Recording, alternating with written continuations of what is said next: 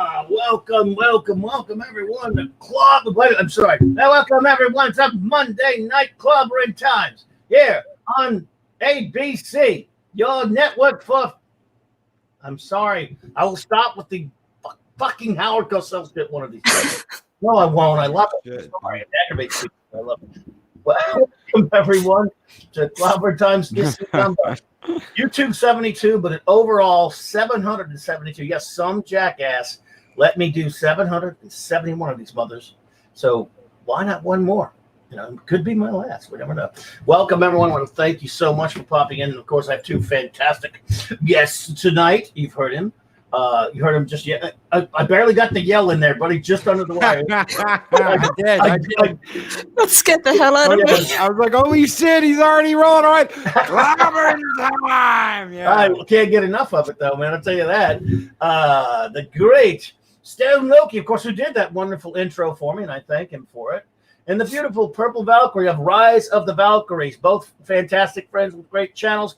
Please, if you have not already, and if you have not already, I don't know what you're doing with your lives, but if you have not already, there are links below in my description to their wonderful channels and the channels of many, many other wonderful people, including my great Retro Blasting friends. My good buddies from Retro Blasting have a video coming out that I'm so proud to have participated in. It's coming out this week about, I think I'm allowed to say it, Pride of the X-Men. He's got a real great, and he's got an extraordinary channel. For me to have to have actually helped him out with a vid. I know he slums it sometimes. It comes on here with me and has for like 10 years. Oh shit! Hello. Hello. Was that me? Oh shit! Okay, so that wasn't me. I was like, oh my god, wasn't me. Okay. I just like got a new studio set up and I'm like, whoa shit, was that me? My god. No, Clobberin, we lost you. Oh shit. Hello everyone. Normally I'm a man of many words, but now I don't know what to do because I'm not the host. Holy shit. God, that scared the hell out of me when you did that yell just. Oh, shit. I don't know what to do. I probably scared the hell out of the people next door too, because I'm in a new room now. I'm not in the old hallway anymore. Boxing. Dr. Doom got clobby. Oh no. I hope I'm not too loud. Oh, there he went. He's gone. There we go. Shit. Who's gonna I don't know what to do. Maybe I could start singing "Hello, my baby, hello, my darling, hello, my ragtime gal." Dun-dun-dun-dun-dun. I'm kind of lost here. I don't know what to do. Usually Clobberin's in charge, and he just kind of is gone now. So I don't know. Eric says, "Just make it up as you go along."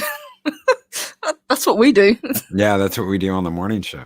We just make shit up as we go along, we never work it out. Oh, there he is. I have a formal announcement to make. God motherfucking damn you, AT&T. We almost had to start making shit up. Okay, that's all I ever do. Shit! Fucking internet went out on me, everyone. Sorry, but I went in fucking cursing around here. God damn it. Dude, I thought it was me for a minute because I just moved everything. Literally, I've been building the new studio over the past couple of days, and I just moved everything, and I was like, oh, shit, what did I do? Oh, man. No, dude, no. It was, I guess I shouldn't say much. It doesn't happen all that often, and rarely during the stream, but yes, it just, you know how it does it sometimes. It just blinks sometimes, and hopefully it won't again. I can't say it does it that often, but of course it does it during when you're starting a fucking stream, though. That I do. But anyway, thank you both for being here tonight. Thank you. Let's again.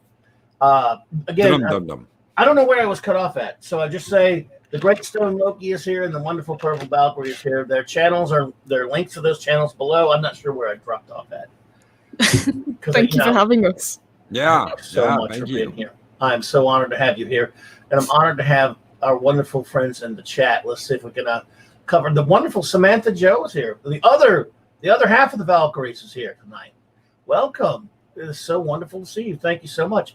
A new person has popped in. It's always nice to say hi to someone new. Deej Odyssey. Hail, DJ. How Hail. you doing, brother? Is it DJ? Okay, I don't know if I know Or this. Deej, DJ. I don't know. I don't know what he goes by now. I think it's Deej. Oh, gotcha. The Deej. There you go. Hail to him. However, works the great Eric K, the master of wrenches. Welcome, sir. Thank you. Always appreciate it. Steve Mitchum, my great old friend from way, way back. We've known each other longer than most people have lived lifetimes. We've known each other a lifetime, almost 40 years, man. Almost 50, maybe 70. You lose track, you know. The great Mark C is here. Mark C, longtime buddy and sometimes partner in crime. And not only that, if that's not enough for you, we have Mark with a C. So beat that.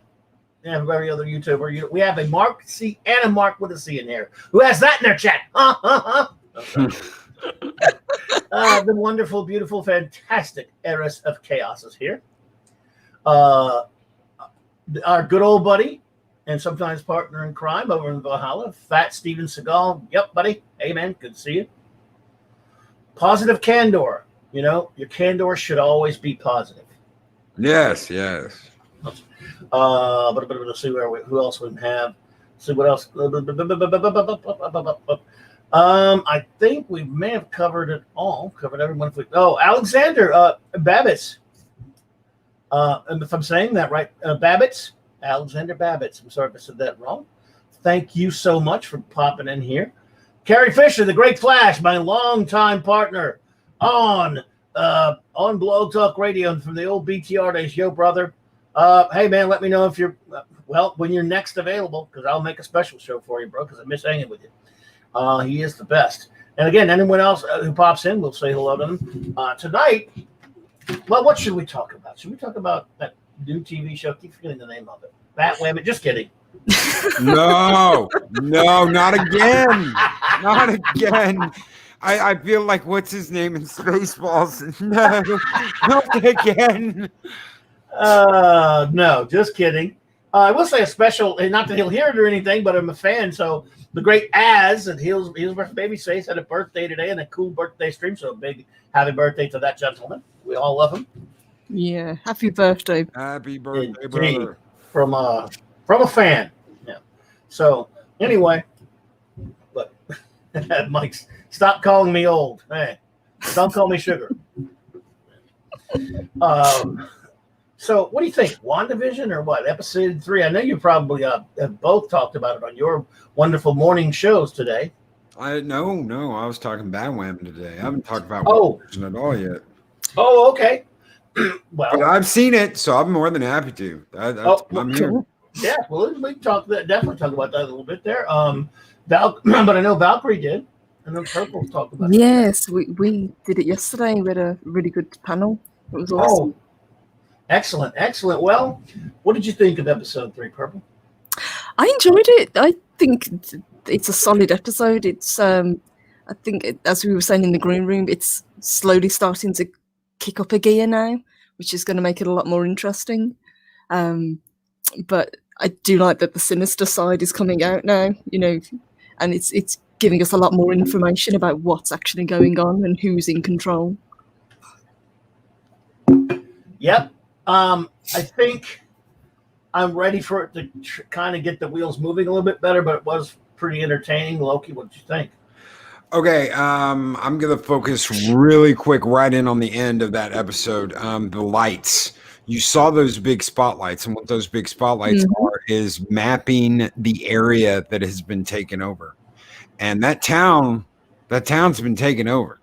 And we all know who it's been taken over by. Yes. I don't know how many spoilers you want out there. I don't know what, you know. Well, as long as I give the alert, if you are interested in watching WandaVision and you have not yet, 5, 4, 3, 2, 1, you've been warned about spoiler alerts, and we will be spoilering it.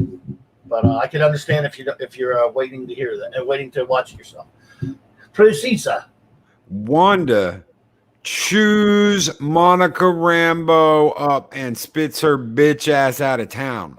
Yes. I mean, literally spits her out of the town. She just happens to mention that Wanda's brother died fighting Ultron, and Wanda's like, "What? Excuse me?" And Monica's like, but I," and Wanda's like, "Yeah, goodbye, bitch." Yes. I love the way you put that. Remember how Hulk used to flick people? He wouldn't even hit him. He'd just flick them and they'd go flying. That's what she did to Monica Rambeau. She just flicked her right out of town. Absolutely. Just Joe, 47, Jobber, another pal from the old BTR days. It's always good to see you, my brother. Yeah, absolutely. I mean, that was a crazy ending there that set. Hopefully that tells us we're going to start really learning some things in the next one. Mm-hmm. Yeah. Yeah, I think, as you say, we've had a good setup now, so it's time to kind of dig into what's actually going on. And I think with the way that episode ended, it's kind of setting it up that we are going to start delving a lot deeper and finally kind of get a little more backstory as to what's actually going on. Yes. You know, in the old days of television, when shows would go, as we know, standard television series would be 22 episodes, 30 episodes, even in earlier times. If a show was taking its time to set something up, it was not as big of a deal because you knew they were going to be laying things out. Babylon 5 is a good example. I don't know if you've ever watched it, but they take a lot of time with their pilot and then with their first season, setting up previous seasons, and it's good. And it just takes a lot, but you're fine because you know you got a long way to go if the show lasts, of course. This one we all know is what, 8-9 episodes? 9, yeah. Well, yep. That's 3 gone, and it's interesting. So you don't have the same kind of time factor that you would have if you had a 20-some-odd episode season. It's closer to a movie length, though a little bit more than that. In the film, you're sitting there, you're a captive audience. If you're at a theater or you're in front of the thing, you know that you're going to get a resolution in that sitting. So I'm not knocking it at all. I really like what they're doing so far. I'm really enjoying it. I enjoyed this one, but I do think we're going to have to start getting a lot more info. Well, we know now who's in charge. We know who's running the show, and that's Wanda. Yes. We could have all assumed before, oh, maybe Wanda's doing this. Oh, maybe Sora's doing this. Oh, maybe Agatha's doing this. Oh, who created that? Now we know. Wanda is running the show because she punted Monica Rambeau out of town. She chewed her ass up and spit her ass out, and it's like seeing the Wile E. Coyote strapped to an Acme rocket get shot out of town. I was like, damn, she just punted her bitch ass out of town. Yes. See, in this episode, it was almost Wanda that was a real villain almost, the way that she reset Vision at the beginning, and the way she just yeeted Monica out of the town. Do you guys she would do anything? Oh, I'm sorry. Go ahead, Purple. No, go ahead. Yeah, carry on. I'm done. Do you guys actually think that is Vision? Because I don't think that's no, not Vision. No, it's a vision that she's made. She may manifest one into existence with her extraordinary, crazy powers eventually. Right now, that's not Vision. I don't think so. Bruce Lombardo. All right. Thank you for popping in, sir. I think what we've got to remember is obviously this takes place after Endgame. There is nothing of Vision. No, he had the Mind Stone ripped from his head and he went all gray. When that happened, yes, he's gone. Do you think that could be someone that she has turned into Vision? Because that would be really fucked up. I don't know because they're following some comics, but we don't know. I tell you, the two who have done the master work on this, of course, is the great Fat Steven Seagal. He did a really nice stream about that with a good buddy, Mark C. And a lot of the things they're talking about seems like they could be going that way. The thing you have to remember is with the previous MCU films, they actually used titles to comic books that the movie didn't really resemble in story that much at all, like Civil War, Age of Ultron. Those are actual comic book titles of certain series and stuff that very thinly resembled the comic books of the same name. So they cherry pick all over the place. Winter Soldier's another one, although that was a little bit closer. Even that's not exactly nowhere close to exactly like the comic book. Paulie, Latino Slant, yo, Paulie, good to see you, buddy. So I don't know. It's tough to tell by just reading comics, but I'm going to give a shout out and some credit right now to our good buddy Mark C, who is right when he says he's been yelling at a lot of streams of people and he finally got a chance, thanks to Fat Steven, to come on and put some of his theories. Full credit to you for thinking about Vision Quest and the Dark, was it Dark or Scarlet or whatever it was, Mark C? The two John Byrne stories. See, he has rightly been telling everyone that they're not looking in the right place if you're talking about comic books that are being mined for this show. House of M, that Vision series by Tom King, some of the other stuff. Was some of the Disassembled, things like that. But this one thing, and again, in fact, if to show a pic, Mark with a C was talking about, he's talked about this a lot, so he's the first one to come up with this. I want to give him full credit to you, buddy. There was a book called Vision Quest, and this is just a picture of the trade paperback right here, by John Byrne when he was working on West Coast Avengers back in the late 90s. Late 80s, 89. And then more importantly, a story about Darker Than Scarlet. There is belief by Mark C that this is the one you never hear people talk about. And John Byrne, who wrote these stories and drew these stories, he's not mentioned in the credits. But Mark's probably right. This is I don't know. This could be what's happening. So anyone wants to go and pick those up and read them, might be a red herring. It's strange that Byrne's not given any kind of credit in the end credits, whereas Josh Whedon is. We know why, because of the Age of Ultron movie, but I don't know. But I wanted to give him some credit because he deserves it. He's been saying that stuff for a while. Now, the Darker Than Scarlet, there it is. So I'm just saying he could be right.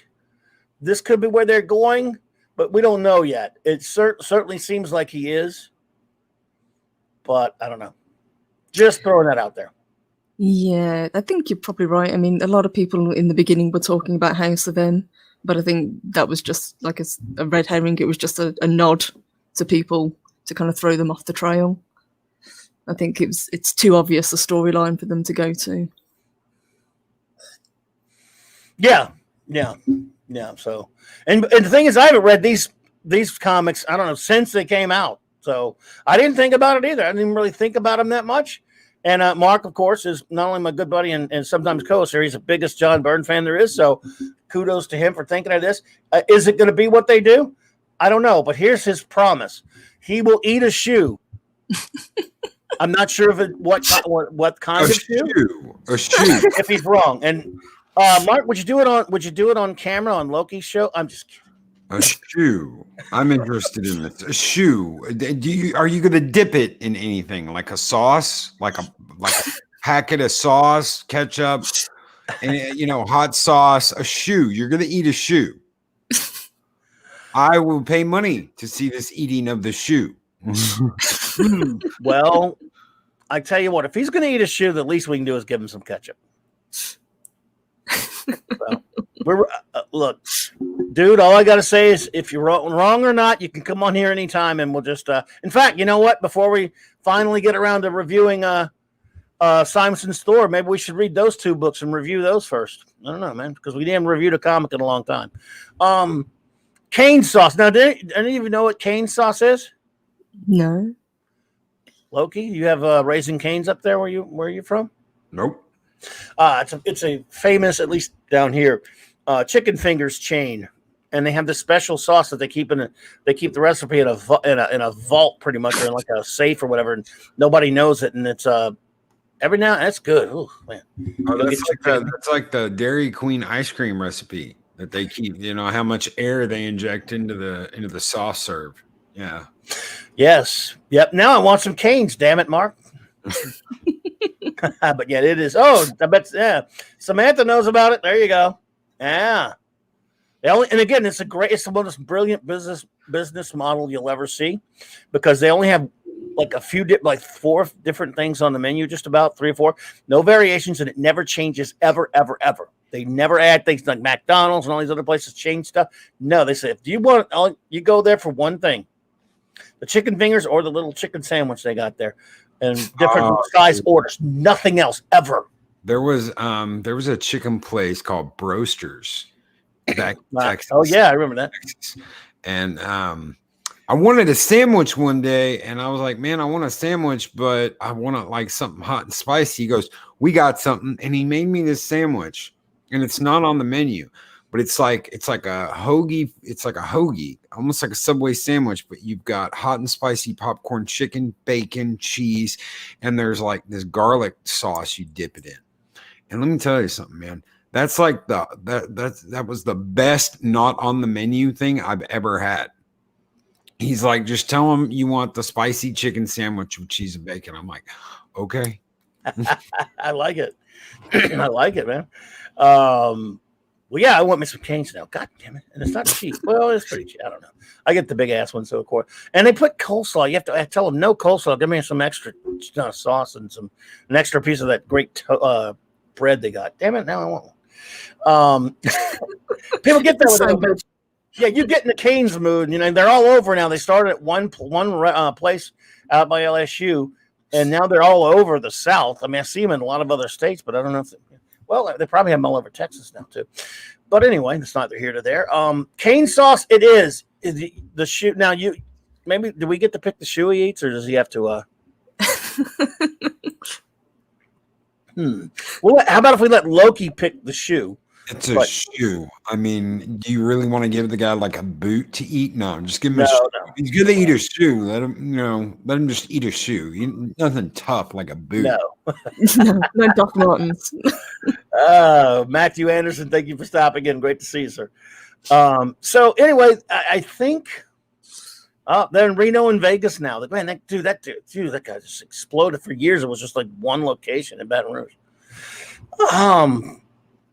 Anyway, yeah, this episode I thought it was a lot of fun. I love the production values on this show. It really looks good. I mean, the look and everything. And I noticed the guy playing Doctor. I kept looking at both times I'm watching. I'm like, who is this guy? I know him. I don't know if you guys recognized him. No, we said yesterday he was familiar, but we couldn't place where he was from. He's Randy Oglesby. He's been all over Berman Star Trek. He was on Enterprise. He was on. He's played multiple characters on I believe on both Voyager and Next Gen, and maybe even DS9. It's one of those. You know how they have some bunch of the same actors over and over again, different. In multiple Star Treks, multiple aliens and stuff. So yeah. Anyway, I don't know. It was kill. I had to find out who the hell he was. But, yeah. It was driving you crazy. Doesn't it do that sometimes? Like you want to know where did I see that person? Oh, I really like the Doctor character, and he seems to know more of what's going on than he's willing to let. Because I think he says at one point, small towns. You can never leave them, or words to that effect. So he seems to kind of know what's going on, or at least he's suspecting that things aren't quite right. He was Dr. Nielsen. I guess that's some kind of nod toward Nielsen ratings or whatever. And am I wrong that his wife called him Stan? I can't remember for sure.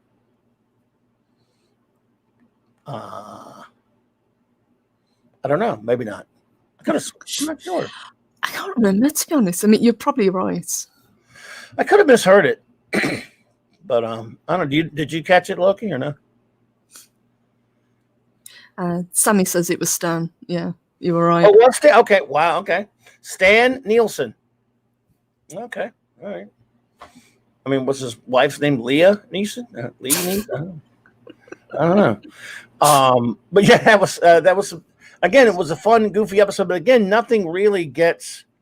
I love how they, not that I don't want it to go faster now after they've had it a while at this, but it was kind of fun, the slow burn of it. And then when out of nowhere when Monica, well, I know she's Geraldine, but she's Monica, says Ultron killed him, right? Yeah. That was so out of nowhere. Like, what? Yeah, she really timed that badly. Yes. It's like as soon as Wanda mentioned about being a twin, she kind of jumped on it and instantly regretted it. Yeah. No more than I mean, obviously Agatha and what's his name? Oh, it's Herb? Herb. Yeah, they know more because they're all like, you know, whispering with each other and talking. They know what's going on. She ain't got no home. She ain't got no where'd she come from? And Herb's like cutting into the wall and just like blinking, like, yeah, I'm all right. I'm just cutting into the wall here. It's everything's normal.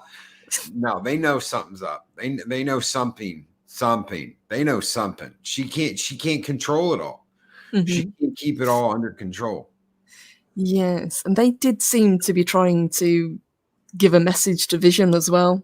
Yep. To kind of drop hints to him, and he just wasn't picking up what they were laying down. It's like, I can't let a wonderful compliment to Purple slide, so we got to have it there. Everyone shut up and let Purple talk. I love her accent. Well, who doesn't? thank you. Well, we love your accent. It is wonderful. Claude Parrish is here. And let's see here. Mark C. of the shoe eating fame.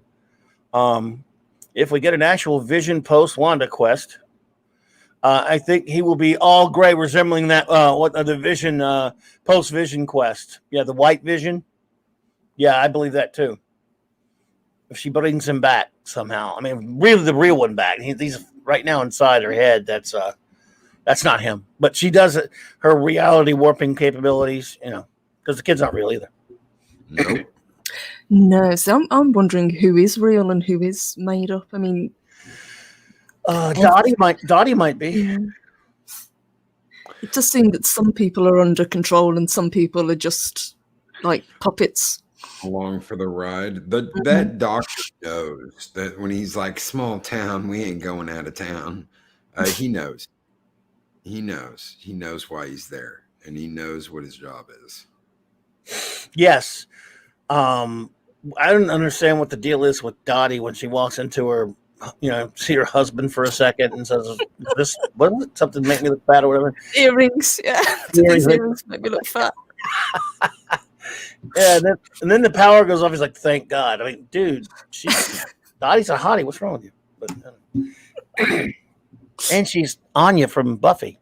So. Yep. Mark, the infinitely tired. Great to see you, my friend.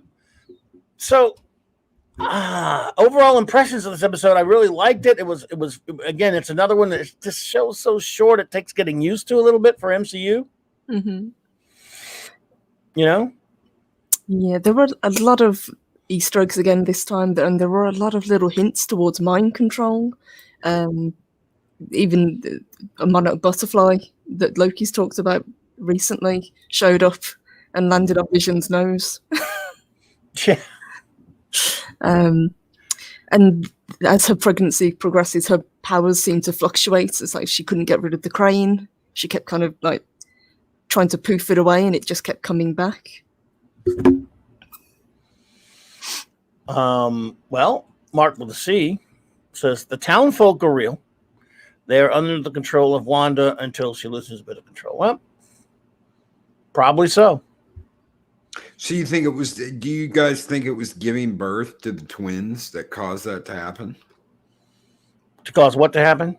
You know, to lose control of some of the people. Yes, I think so. Yeah, she couldn't.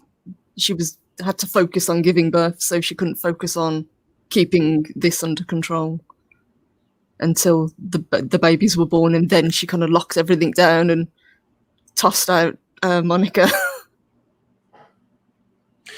Yeah, I think so. Again, everything we say pretty much is speculation, but if the show was no good, we wouldn't be any fun speculating on it if we weren't intrigued at any level.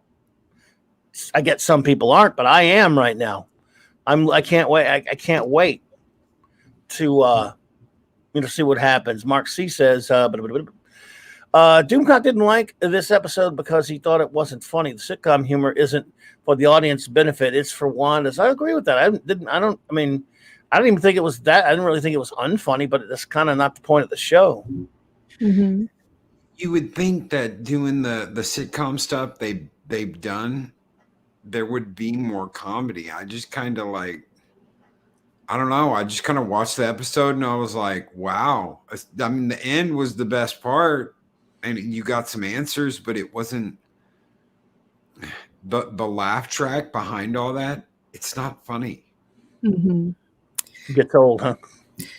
What did you guys think about the change in ratio at the end of the episode? Going from go Sorry, ahead. come on. Oh, I was going to answer you. Going from the what is it, 6x9 Mm-hmm. to 16x9, or 16x10, however you want to do it. I thought it was like a transition between where they are on the show and present day. Mm-hmm. Yeah, I thought it was pretty clever. Mark with a C says, yeah, the show has a similar. I guess it is sort of a similar feel to the Twilight Zone episode. It's a Good Life, the one with Billy Mooney, which was one of my favorites of the great Twilight Zone TV series. I don't know if you guys are familiar with that one. But I love that episode. Yeah, there's a strange kind of feel like that. Look who's here, the great Mexican Iron Man. Oh, there you go. Mexican Iron Man. Hey. He said Right. 4:3 to 16:9 ratio. I gotta be honest, I didn't give it a lot of thought. I didn't think about it much. I just went with the flow. I should probably look at that again. I only watched it twice. I'd be curious to see if it goes back to the 14:3 when we're back in Wanda's world, as to where we're back in quotes, the real world, if it keeps flipping back and forth.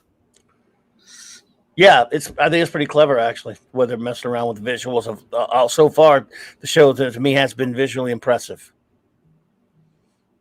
Overall, like I said, I'm still on board, still intrigued. I'm ready for more in episode. I guess they're all going to be they're all going to be like 20 something, like that 20-minute mark right now, or 20 minutes. 30 minutes, yeah. I think they're like 28 minutes, but you throw in the credits. Yeah, there's 8 minutes. Yeah. Go on forever. Yes. Yeah, I'm not even watching the credits anymore. I just like scan through them, make sure I haven't seen, I don't miss anything, and poof, I'm gone. Yeah. Well, I wanted to see other than that, I looked at the acknowledgments. I know they put them in alphabetical order, but some of the people on those acknowledgments, and again, conspicuously missing. If I don't know, not sure why why they would leave John Byrne's name up there if they are mining Vision Quest or Darker Than Scarlet, since they do have, other writers that didn't create anything. In other words, Byrne didn't create those characters per se, and sure as hell, Michael Bendis, and I hate him. Oh, I hate him. Never mind. And a couple of the other people weren't creators either. They just wrote Tom King. They just wrote stories. So I guess are they admitting to mining those stories by putting their names in the credits? It would seem so. Because if you only put the names of characters that created anything, you'd be putting Jack Kirby and Stan Lee and Roy Thomas and John Buscema and maybe a couple of others. So they're putting the names of characters, of quote unquote writer in the case of Michael Bendis and Tom King, and others, and people who worked on comics that everyone has acknowledged that they're probably mining.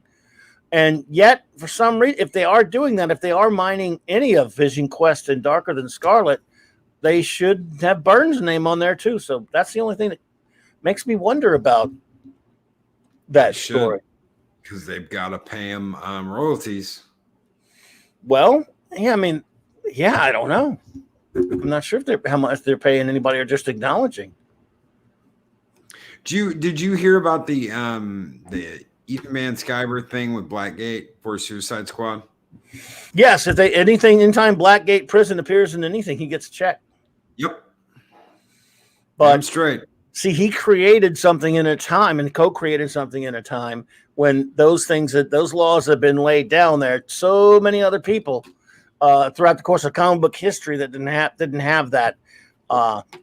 Didn't have that for them, unfortunately. Like, people who created anything before, if you created anything before probably about 1980, hell, even after that in some cases, good luck getting paid. Oh, sometimes they'll put your name in the credits and still not pay you jack. And I'm saying as a pun because Jack Kirby didn't get paid for a long time. It was until 2013 that they started paying Jack Kirby's family a little bit for, and putting acknowledgement in the credits and stuff like that. Really, it was that late? Oh yeah, they had to fight it tooth and nail. They were fighting as much as I can't stand Disney. It wasn't until Disney got Marvel that they were able to, and then back when Disney actually cared about publicity. It was a big, long trial over. But no, Jack Kirby's family didn't get anything, ever, other than, in other words, as far as his creations, they were still getting scraps, but. And he's not the only one. So he wasn't really getting what he deserved to be getting, is what we're saying. No. Wow.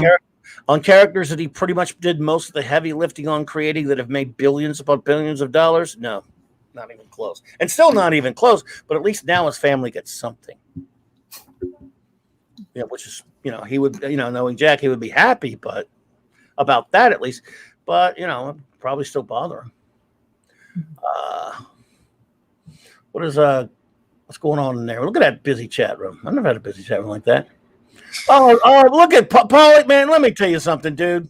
Did you hear about this stuff, Loki? You were there. That's right. Oh, yeah, I was there. Cancel Paulie. Latino Slant is a double agent.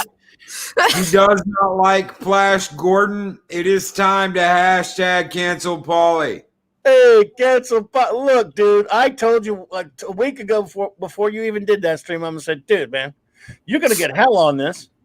Flash Gordon, the Sam J. Jones De Laurentiis film from 1980, is beloved. Sure, it's campy, but I tried, and again, I get you don't like it, Paulie, and you put it on your, by the way, my dear friend Paulie has a wonderful channel called Latino Slant. You should all go subscribe to it. On Saturdays, he does a really great show where they talk about at least, I think, 3 bad movies at a time. They will watch some movies that are bad and all have a good fun time breaking them down. But he kind of screwed up just a little bit this past Saturday because he put a great movie on there. And our buddy Loki, you were a witness. Mm-hmm. He put Flash Gordon, yes, Flash on that. Now, in fairness to Paulie, there are people who call it bad. He wasn't the only one. Our good old buddy Jake D, who's not around to defend himself, but he also, I think it was his idea, wasn't it? I love the movie, but again, it's campy. But the argument some of them were making seeming like it was unintentionally campy, and that's not true. It was intentioned. That's all we're saying, Paulie.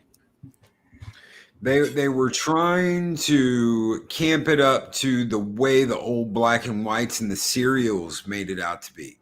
They knew that you couldn't sell the serials like they were in movie form, so they were camping it up so that they could still make it like the old serials. That was the whole idea behind the movie, was to make it like the old cartoons and Batman TV show, things like that. It was, and by the way, if you look at the whole history of, or not the whole, but the history of director Mike Hodges, and this guy directed, he directed a couple of the Beatles films. He was into that kind of thing. Oh, should we let Paulie on? Is he canceled, or he wants to come on? I don't know, if man. You got the guts. Ooh. Are you all up for it? Are we doubling? Mm-hmm. If Paulie wants to get canceled again, here it comes, bro. Oh, look, he's ready. He was ready. I'm coming, man. Brown, let me get you. I'm frankly just shocked that Paulie being mad at me because, man, he's my buddy, but he knows I would never really cancel him for real. All right, I'm sending it now, you big, you chucklehead. You're just nothing but a chucklehead. You goddamn Sorry. I'm sorry, Paulie. Paulie, what's wrong with you, Mr. Potter? We love you, Paulie. We love you, Paulie. He's on the way. Come on in, brother. The water's fine. Nobody's going to cancel you. And Oh God. he's on his way. I think he's mad. He's not really mad. He's kidding, but he thinks we tried to cancel him. Oh, now Steve Mitchum has to go and agree with dude. Even if you agree with Paulie, you're not supposed to agree with him in public. We're trying to pick on him here. Steve Mitchum, you're not helping picking on Paulie by agreeing with him, even if you do agree with him. Come on, man. They sent you the link, bro. You'll be here. Takes a while. Oh man, he's I tell you what. But look, and by the way, Loki, it's a great idea for a show. It's a great show talking about bad movies and stuff. Yep. Yeah, absolutely. Talking about shitty movies, yeah. Mark with a C. Rumor has it Paulie likes Batwoman too. No. Oh, that yeah. See, I wouldn't say that. Oh, I wouldn't go that. Paulie knows we love him. Flash Gordon. Flash Gordon is an American classic. Yes. He's pissed. Come on, man. We're ready for you.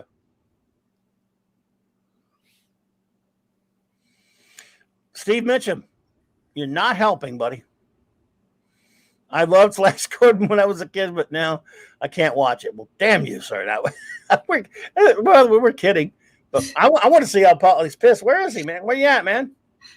Come on, man. I just think it's a fun film, and you can't beat the soundtrack. Oh, yeah. It's a great soundtrack.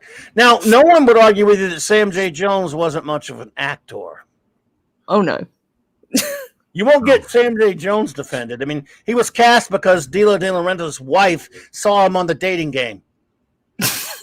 True story. You know, there was a thing that went on about him getting him leaving right before the end of photography, and that a lot of his dialogue was dubbed.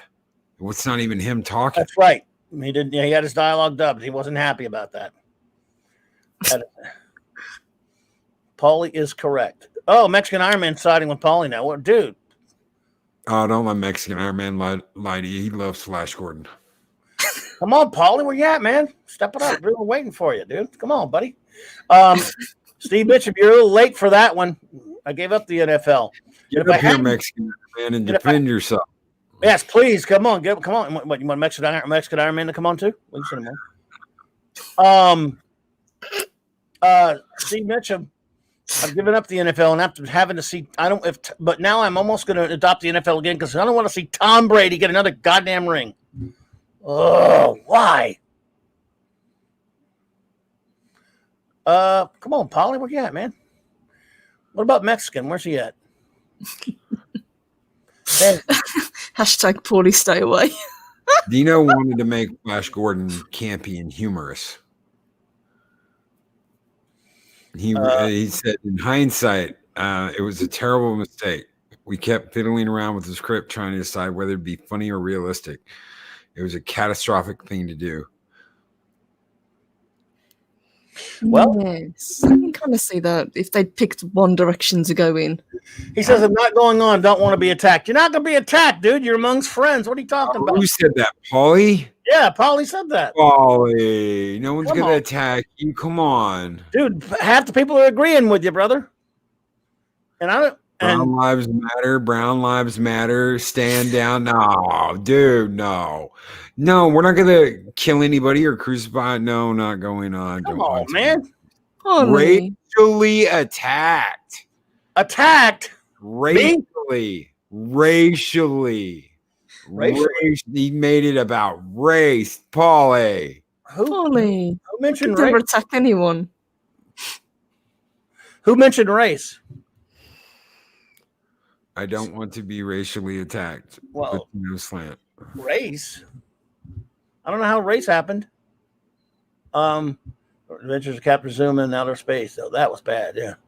I mean, other than teasing him about putting it on the thing, I don't see any attacking going. Come on, man. You're the one that said put me on, bring me on. Now I feel bad. Like if he really feels bad about coming on, I don't get it. Mexican Iron Man, I sent you an invite. I don't know what to say, Loki. When Paulie brought that up, I thought he was talking about like the 2018 one. You mean the TV show? Yeah, I thought he was talking channel? about that. I thought he was talking about the TV show. I didn't think he was talking about the actual movie. And I was like, seriously? You don't? It's shit. It's shit. And I was like, wow, I love that movie. I watch it like at least once or twice every year. It's just it's so bad it's good. It's so bad and so good that it's good. It's just a feel good, smile, laugh. You're laughing at how horrible some of it is. Mm-hmm. But I'm not. It was awesome. Yeah, nobody's even actually mad about the Flash Gordon thing. We thought it was funny. We were just ribbing him. The other guy, what the hell? What is all this racial stuff? Now Mexican Iron Man's making it about race. What the hell's wrong with you people? I don't know. He said, how the other Mexican guy get a wrench? Diversity and inclusion. Hop on up here, Mexican Iron Man. I sent him a link. Let's see.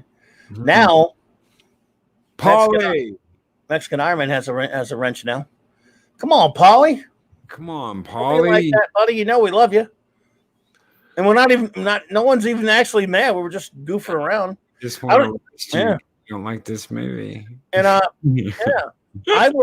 actually loved the movie, but they made a lot of good points about it the other day, and when they did it. I thought it was pretty cool.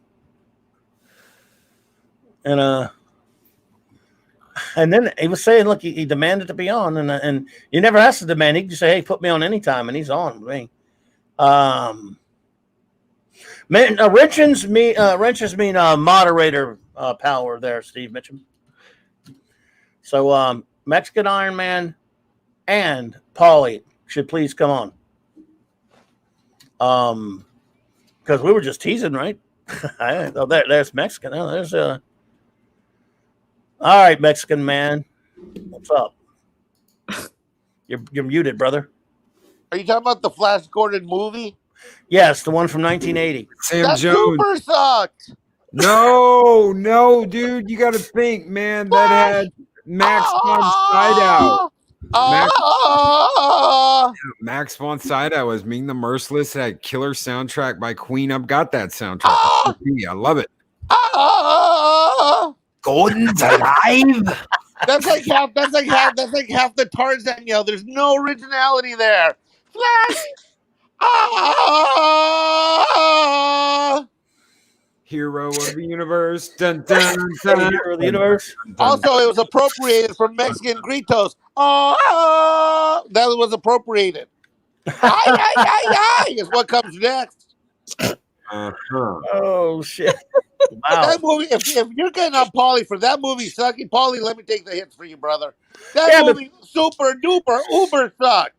Yeah, but Paulie said he wanted to come on and talk, and he sent me a link, and I did. Now I don't want to come on. That's what I'm saying. Wait. Okay, hold on. I see that he's got a wrench. When he signed on, it didn't look like he had a wrench. Did he lose his wrench somehow? I don't know why. Why did he? When he first signed on, he didn't. I thought he didn't have a wrench. Then later, it looked like he had a wrench. Maybe he was wrenched him. I wrenched him a long time ago. Maybe that's he was canceled. Maybe look, we Hispanic people, Purple, you can help me with this. Loki, you can. Okay, introduction to Hispanic Latino people 101. We can be emotional. I know that's shocking news. Yeah, but we weren't even being mean to him. We were just joking. I mean, most people agree with him. Well, sometimes they're what's called trigger events, and and then we turn into. Then what happens is, well, let's see. How do you say it in Spanish? Let me translate. Wounded antelope mode kicks in. Wow. I thought Purple, you know about my wounded antelope moment. I do. I know all about them. That wounded antelope shit didn't help you the other night in Discord, did it? What? That wounded antelope shit didn't help you the other night in Discord, did it? You were going to get eaten alive. There he is. Hey, buddy. Hashtag I stand with Paulie. Oh, you there guys. he is. Hey, man, how you doing? You still love us? All you guys. Judas. What? Judas. Shut up. Shut up for a second. No. Shut up for a second. No. Shut up, or I'm going to leave. No. I'm out. Bye. Go ahead, Paulie. Come on, man. Hey, wait a minute. What? Oh, Paulie. What the hell? Hurt.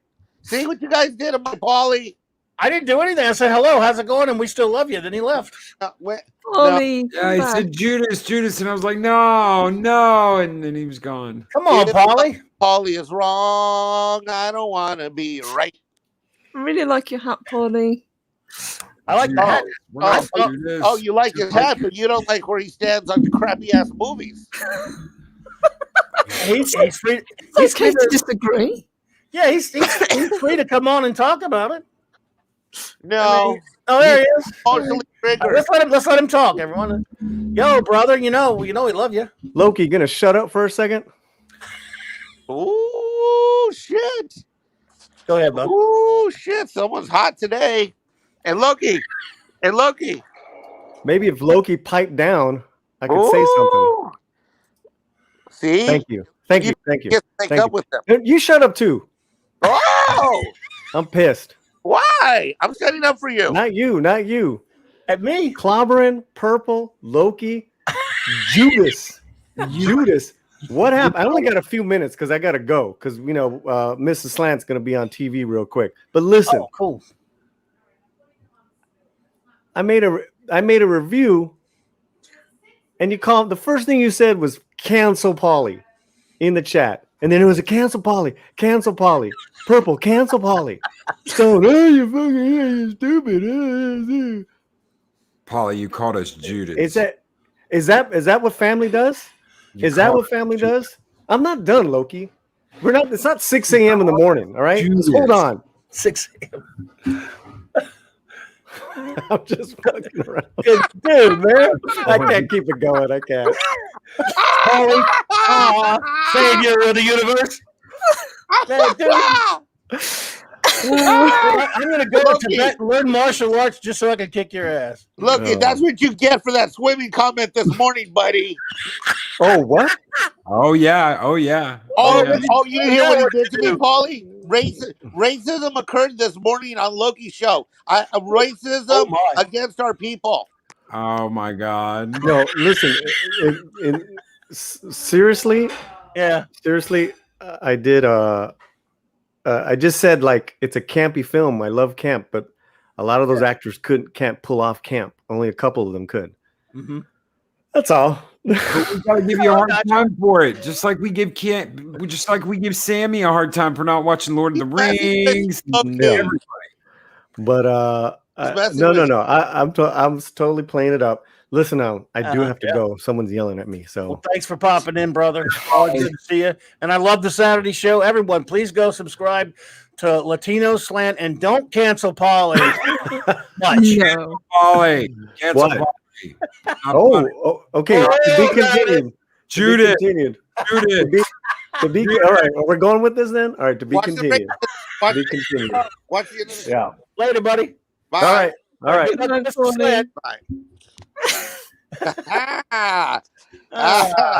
I knew he was winding up. That was we were in cahoots. That was a setup. You're the Judas then. No, he is.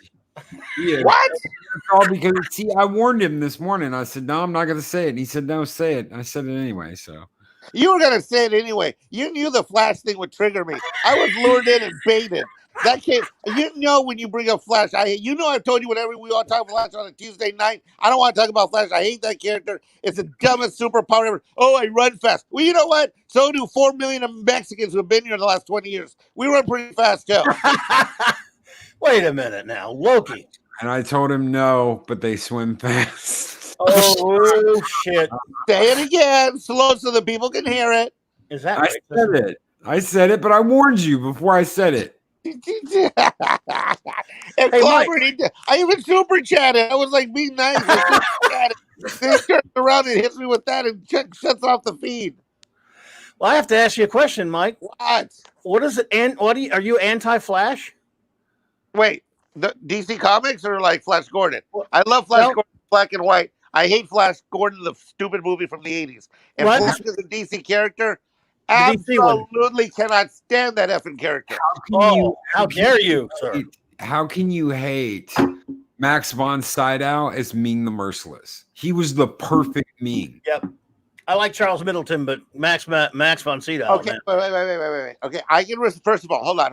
You know how I feel about him as an actor because when he passed, we had a conversation. Yeah, about we did. it. Okay, so take him. Okay, I'm talking about the overall movie as an entire experience.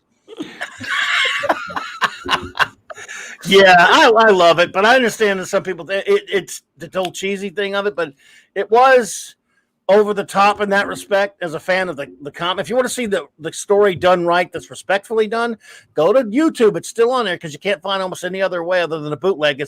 And look for Flash Gordon: The Greatest Adventure of All.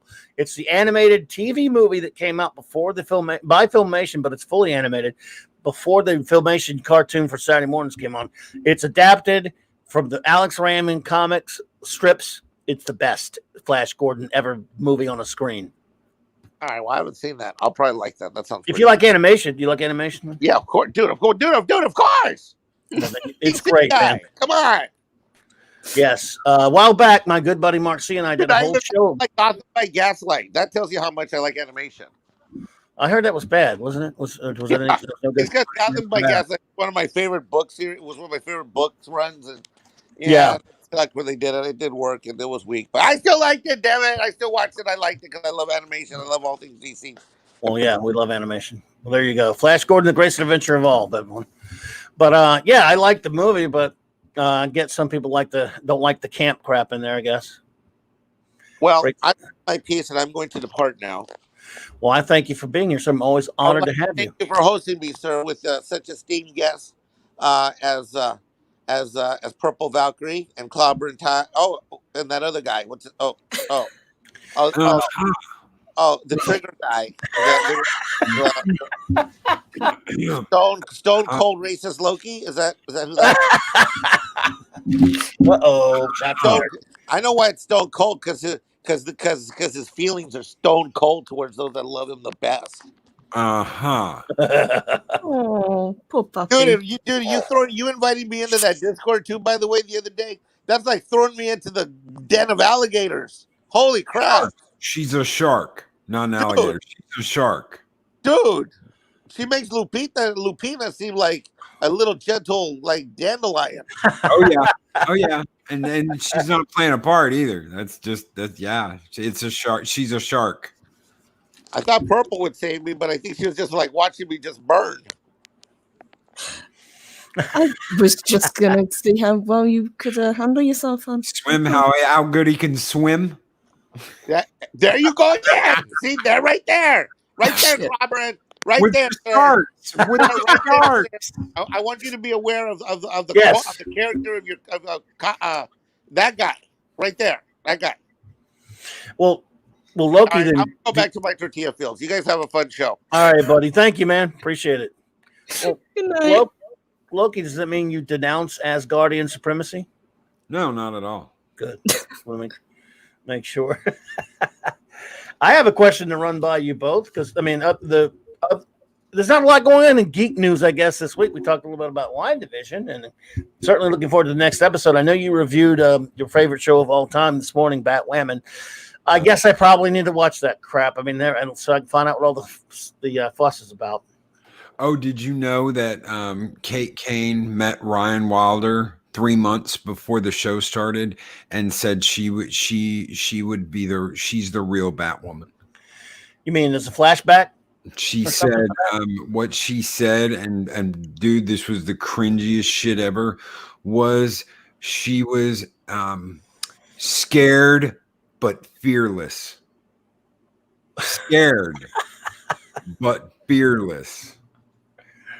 Oh, scared but fearless. That perfect. Somehow that works for me. I don't know. The true Bat of Gotham is scared but fearless, and that she was. Go ahead. God. This is the caliber of writing on the CW. Wow. Yeah, this was written in Bruce Wayne's journal by Kate Kane, and then continued by Ryan Wilder. That she is the bestest ever, and that she is the 2,708th baby of the 17th son of the 7th moon and the 8th star and the 428th convicted felon of a of a dead mom, and you're just like, yeah, okay, She's a statistic. she's a number. Oh, I'm not a number. I'm a free man. Wow. They insist on reminding you every 2 seconds that she is a black lesbian. Well, So you never forget it. They should have a little Chiron at the end of the screen, taking care of that, telling everybody like what she's on the screen. This woman is a black lesbian, just so you'll know, CW viewers, and running across the screen every now and then. That's what they should do, like a news report. How about that? A little ticker tape across the bottom. Yeah. Oh, and Rachel Maddow is back. Oh, Rachel Mad Cow, yay!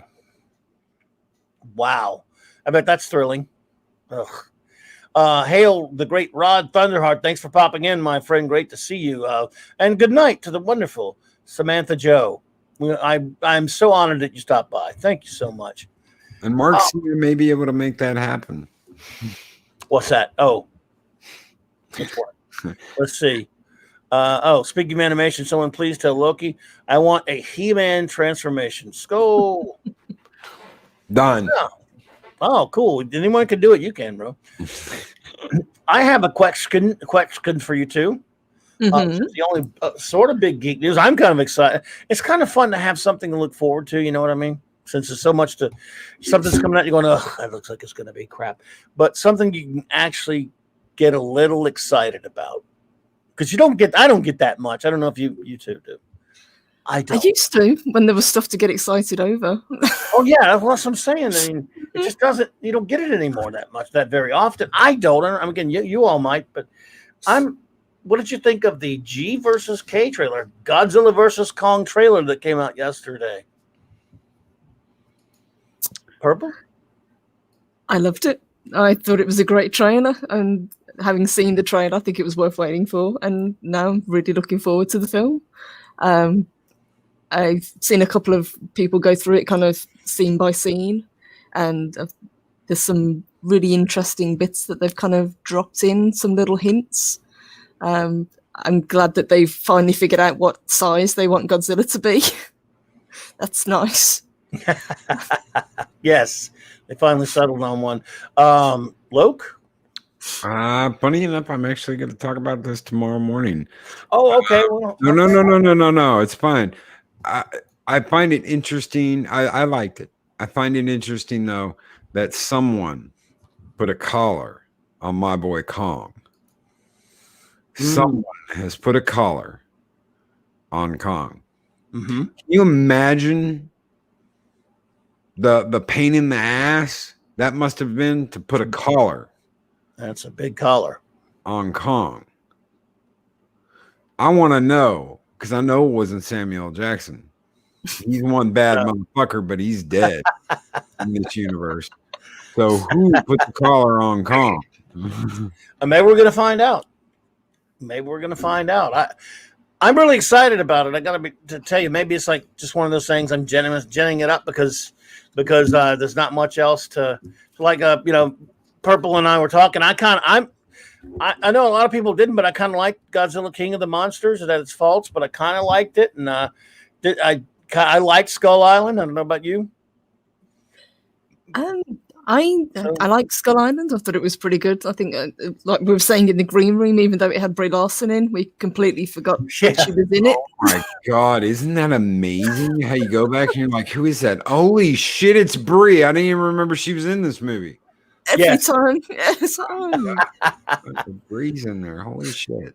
Yeah, it was. Oh man, but yes, but still, I like that a lot. So. We'll see what happens, but this one looks a lot of fun, as many have mentioned. And I didn't see it. I had to hear it. I saw some people talking about it. If you freeze frame it or do whatever, you can find Mechagodzilla in there, which that's great. Oh God, I love Mechagodzilla. Are we gonna get some robot in the trailer? It's about time we get some robot kaijus, huh, chat? Mm-hmm. Oh God, yeah. And again, basically, and I don't even care that it's pretty easy to figure out the formula. There will be enemies, they'll fight a couple of times, and it'll be really fun to watch, hopefully. And then they'll team up and fight Mechagodzilla or something like that at the end, because they're gonna be good guys. There are clues in the trailer that tell you that Godzilla's acting unusually, even for Godzilla, I guess. And people are, I gotta tell you, as a fan of the Big G from the old days, and I'm just someone who's always loved Godzilla. I'm not super fond of the current design, his current look, personally. His arms are too long. There are shots where you look at him, he doesn't even really feel, it feels like I'm seeing Godzilla. It doesn't really look like him as much. It's fine if the movie's good. I'm just saying. Kong looks great, though. I don't know. What do you think about that? Yes, they definitely upped the CGI and the creatures. They look so much better, even from the last film. I think it's a step up. I kind of agree with you what you're saying about how long his arms were, especially in the scene where he climbs up onto the ship with Kong. His arms are just ridiculously long, and he's just pulling himself up on board. Yeah, so it looks a little bit odd. But if we get to see them, and we will go head to head, I think it'll be worth it. Yeah, and Big G's got a pretty big advantage with the atomic fire, though. So that's gonna be tough for Kong, right? Yeah. Yes. He seemed to be holding his own in the trailer, though. Yep. Yeah, that was a pretty good shot. We have Godzilla firing it from under the water. It looks like this is going to be visually fun to look at, for one thing. Didn't like all the Eco Warriors, Save the World, Godzilla crap, and King of the Monsters. Me either. I hate that kind of crap. But they always do that. That's part and parcel with Godzilla, unfortunately. Look how it bit him in the ass too. Yes. Oh, bit him in the ass. Bruce Lombardo said, was it how soon Stone Loki forgot Pacific Rim Uprising? I've never seen that. I like the first movie, but what's that? Is it bad? I heard it was bad. Pacific Rim was a good movie. The second one, it was okay, but it wasn't like, holy shit, I want to watch it a bunch like the first one. Gypsy Danger was just badass. And then you get Gypsy Avenger, and you're like, all right, it's the same thing, right? Kind of, I guess, just upgraded. I never saw the second one, so I do like the first one. Del Toro didn't direct the second one, did he? Nope. Well, that explains that, I guess. Godzilla is angry. Was it? Is angry because of all the fracking taking place? I hope not. I love the Godzilla design from the last three. So Mark C loves that design. I'm used to it, and nothing's worse than the goddamn iguana from that '98 crap. The tuna eating lizard. Yeah. They actually make fun of him in Godzilla Final Wars. Yeah, Final Wars, they kick his ass. Yeah, they summon him, and Godzilla just like, I think he hits him with his tail once, and that's it. It's over. And like, I knew I shouldn't have trusted that tuna eating lizard, and I was like, exactly. That was definitely a nice swipe at that stupid ass. Yep. That was Toho's taking a swipe at it, because Final Wars was an insane movie. It was it was fun. It was weird. Wasn't it a weird one? Ooh. If I remember it right. Did you see Godzilla 2000, by the way? Yep. I saw it. They actually ran that in theaters here. Yes, they did. I went and saw it in theater because as soon as I saw I hated that they didn't have this music in it, but in the original trailer, they were playing White Zombie's Super Beast, and it was, I'm the one that you wanted. And after that fucking 98 one, you were like, I'm the Super Beast. God, all fired up to see that. A whole bunch of my buddies and I took my at the time very young son to see it, who was totally indoctrinated as a Godzilla fan. He loved it, and we all went to see it. And we were acting like we were so-called adults acting like a bunch of kids, yelling and screaming, cutting up, having a pretty good time. Of course, it was G Jr. because his pappy had passed away in Godzilla versus Destroyer, sad in 1996. Yep. But it was a lot of fun, and there were like these old ladies sitting behind us with their young kids that were forced to bring their kids to it, and they were like, "Good God, there's not 2 kids here, there's 50." We were just yelling and screaming like idiots, especially at the end. Remember that hilariously stupid scene? It was funny, though, when the Nick Fury type dude or whatever standing on the building. Okay, Godzilla's just... Godzilla! Yeah, exactly. Gojira's just gotten through beating the damn alien and saving Tokyo. And he walks over to the building. And there's this one dude's like, you know what? I don't want to live anymore. Let me be a dumbass. And yells, Godzilla! To it, really screams it at him. And what does Godzilla do? He says, fuck you. Boom! With his one paw. Yep. And just smashes the bitch. And we were, dude, on the floor, dying laughing, man. Just killing ourselves laughing. And then, insult to injury, he's just saved everything, right? Godzilla starts like he's going to walk away. And then he turns around and says, by the way, eat shit. And he turns around and atomic fires the shit out of the city just to leave a little fuck you all and walks away. Dude, it was so unnecessary. It was so hilarious. Godzilla's a prick, man. Let's face it.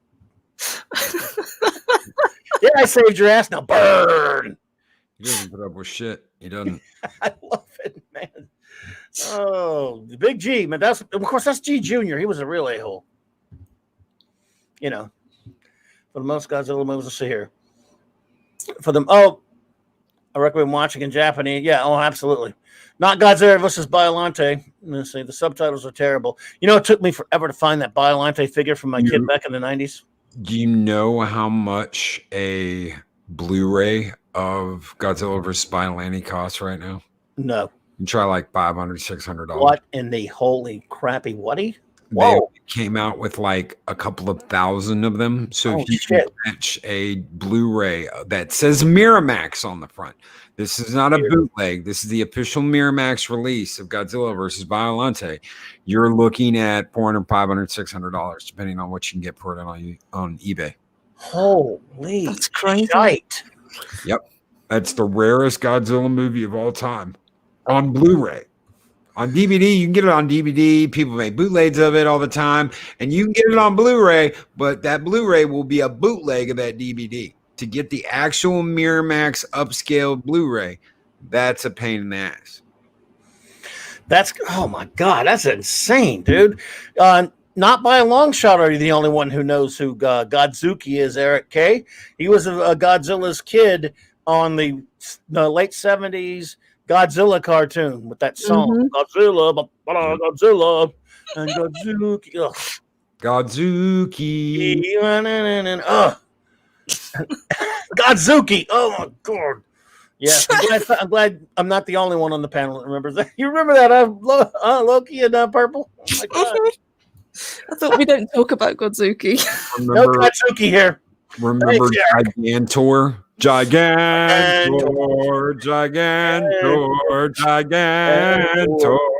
Yep, Gigantor, the space age robot. He's got. Oh, no, okay, I'll stop. It's bigger than big, taller than tall, faster than fast, stronger than strong, whatever. Ready to fight for right against wrong. Sorry. Yes, the old black and white version, and then they brought it back on a cartoon, color version on the Sci-Fi Channel. Used to show it. Gigantor. You remember that one, Purple? That one I don't recognize. The space age robot. Damn, Loki. Huh? I'm gonna have to look that up. Yeah, Gigantor. Great stuff. So yeah, I just that means you have to remember Jet Jaguar. Yep.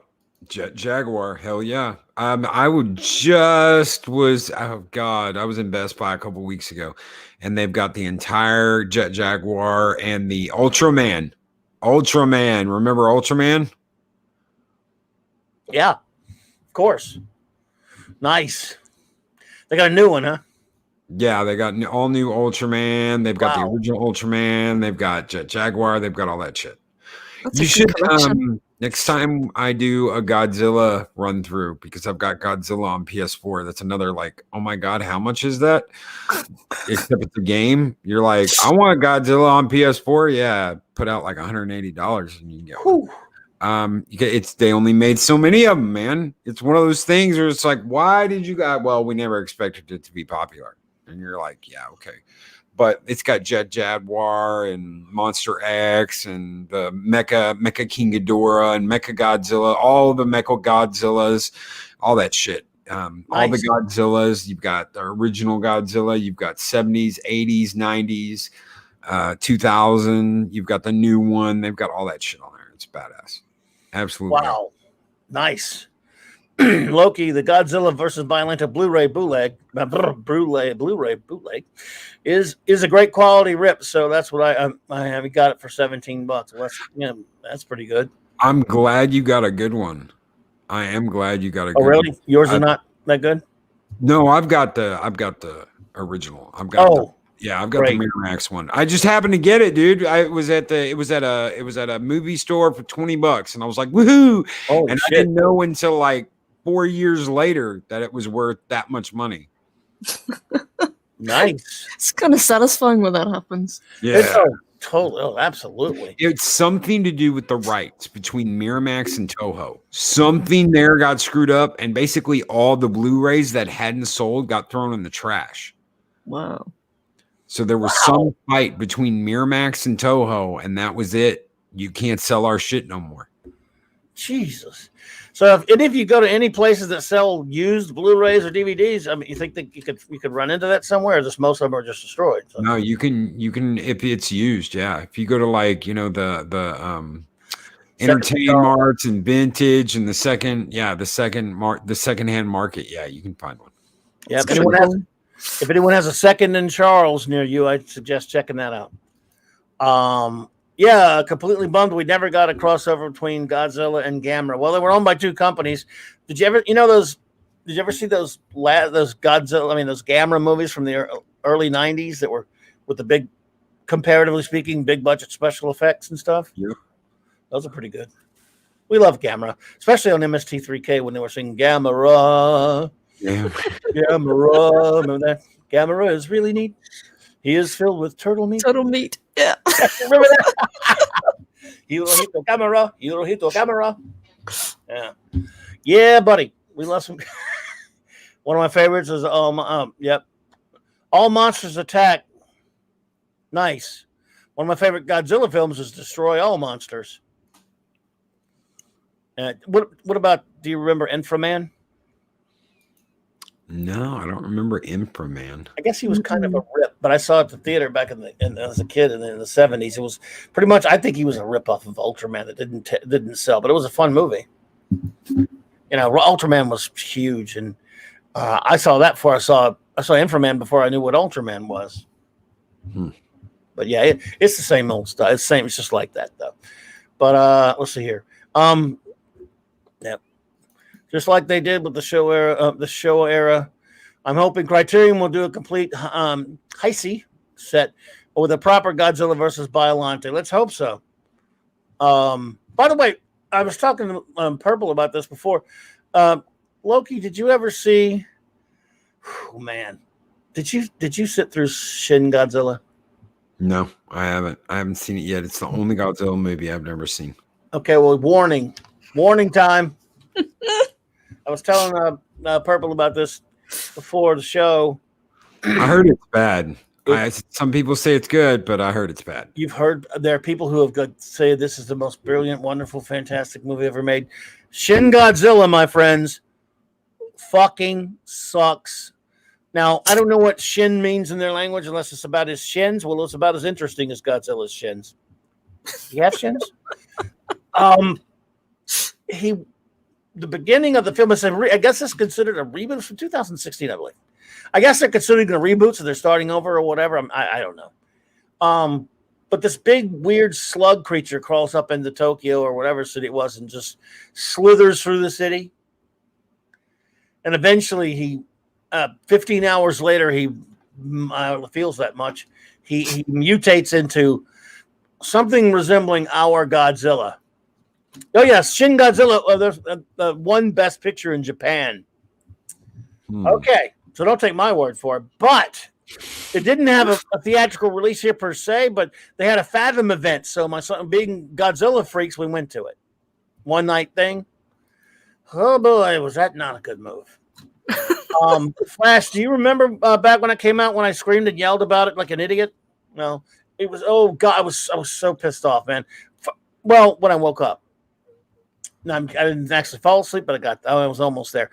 After he slithers out onto into the city or whatever and mutates into something that sort of looks like Godzilla. Yeah, what you didn't like the googly-eyed larva Shin Godzilla? No, call me crazy. Oh, look, you see, he remembers it vividly. Thanks. Yeah, I know I got a little out of sorts. So anyway, when he becomes Godzilla, he starts doing. You're thinking, okay, now 15 hours later, something's going to happen. He starts dusting it up with the authorities a little bit, but then, for some strange reason, he stands still, like a statue, and becomes like this statue in the middle of again Tokyo, I guess. Well, the whole film is not really about monsters. That's about as much monster as you get. The rest of it is about a bunch of these government, all these different various soap opera dramas that are going on between a multitude of human characters trying to decide what to do about this environmental emergency called Godzilla. And it's about the drama of oh God, the rest of the world is saying, you know what, we don't want this thing getting out, so we're basically, and yes, evil America is going to nuke Japan if they don't do something about Godzilla. They give them a time, but you got to do something about Godzilla. The rest of the world says, or we're going to nuke your ass out of existence because we don't want them getting out. That's what the plot of the fucking movie is. And the rest, and then, I mean, it's hours and hours and hours of just humans sitting around. There was some hot girls in it, I'll admit. Basically, they work for the different branches of government that are dealing with this crap. And obviously this is dubbed, which is fine. I'm doing this. I mean, not dubbed. I'm sorry. This is in subtitle, which is fine. I like movies in subtitle. I have no problem with that. Nevertheless, I'm not really all that into humans when I'm going to watch kaiju, guys. And I understand you wait through all the human stuff in all Godzilla movies, but there's usually some payoff, even in the bad one. Well, no. It is. Now, see, I'm not all that worked up now. If I watch it tomorrow, I don't have it, which is good. If I watched it tomorrow, I'd probably get all pissed off again and yelled and scream like, yes, yeah, exactly, Jobber. You were there, Jobber, when I was yelling about basically Godzilla, the art house film. That's fucking what it is. That's what this piece of fucking shit is. And they had the goddamn nerve to use the old Toho music from the old Godzilla. I love that old Godzilla theme. They use it. I'm like, what are you using fucking that for?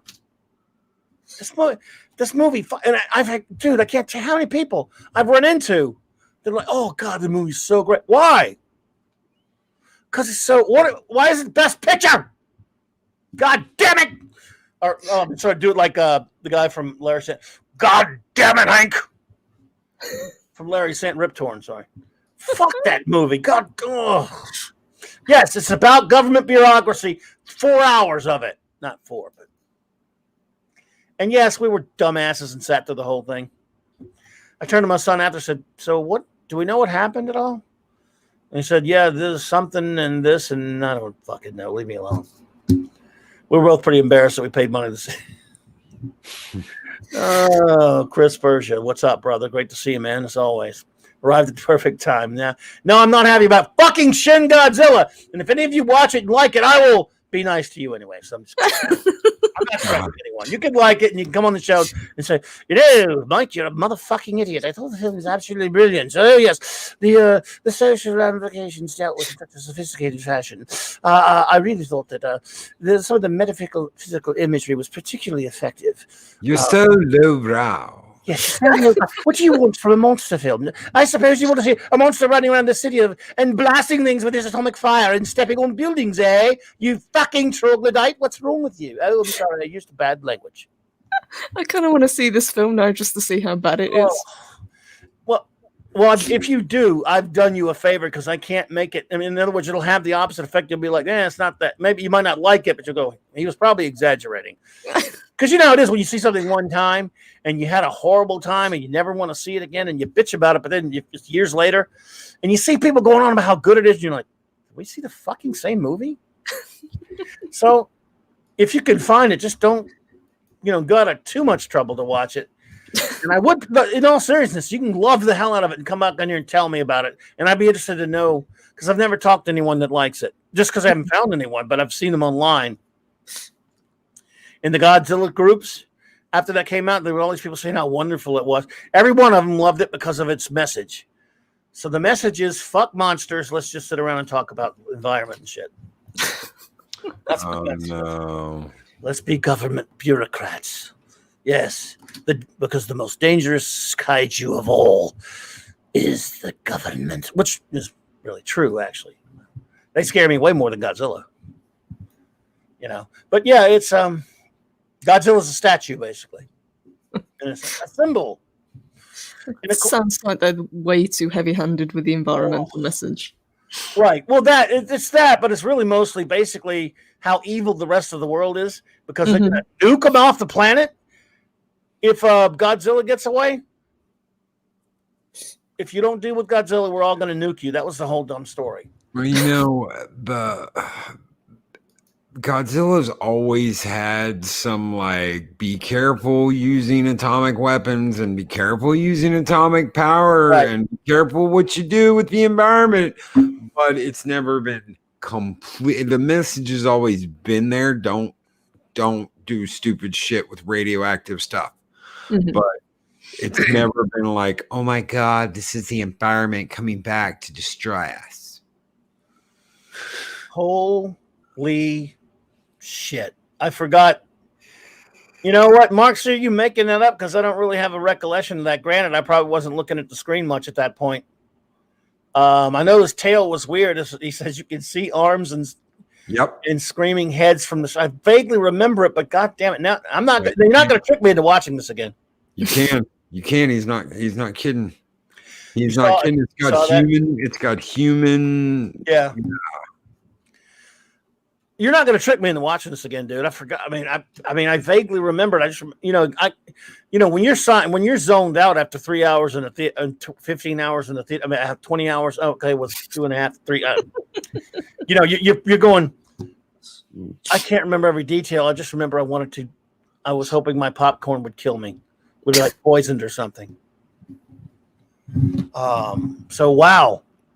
Well, now I love it. It's the greatest movie ever made. You convinced me. Boom. And Mark, see, I officially have a soul that screams, "I have the power." Oh, you're kidding! Oh man, no, I'm not. That's what I've been doing for the past 10 minutes. I love it, man. I love it.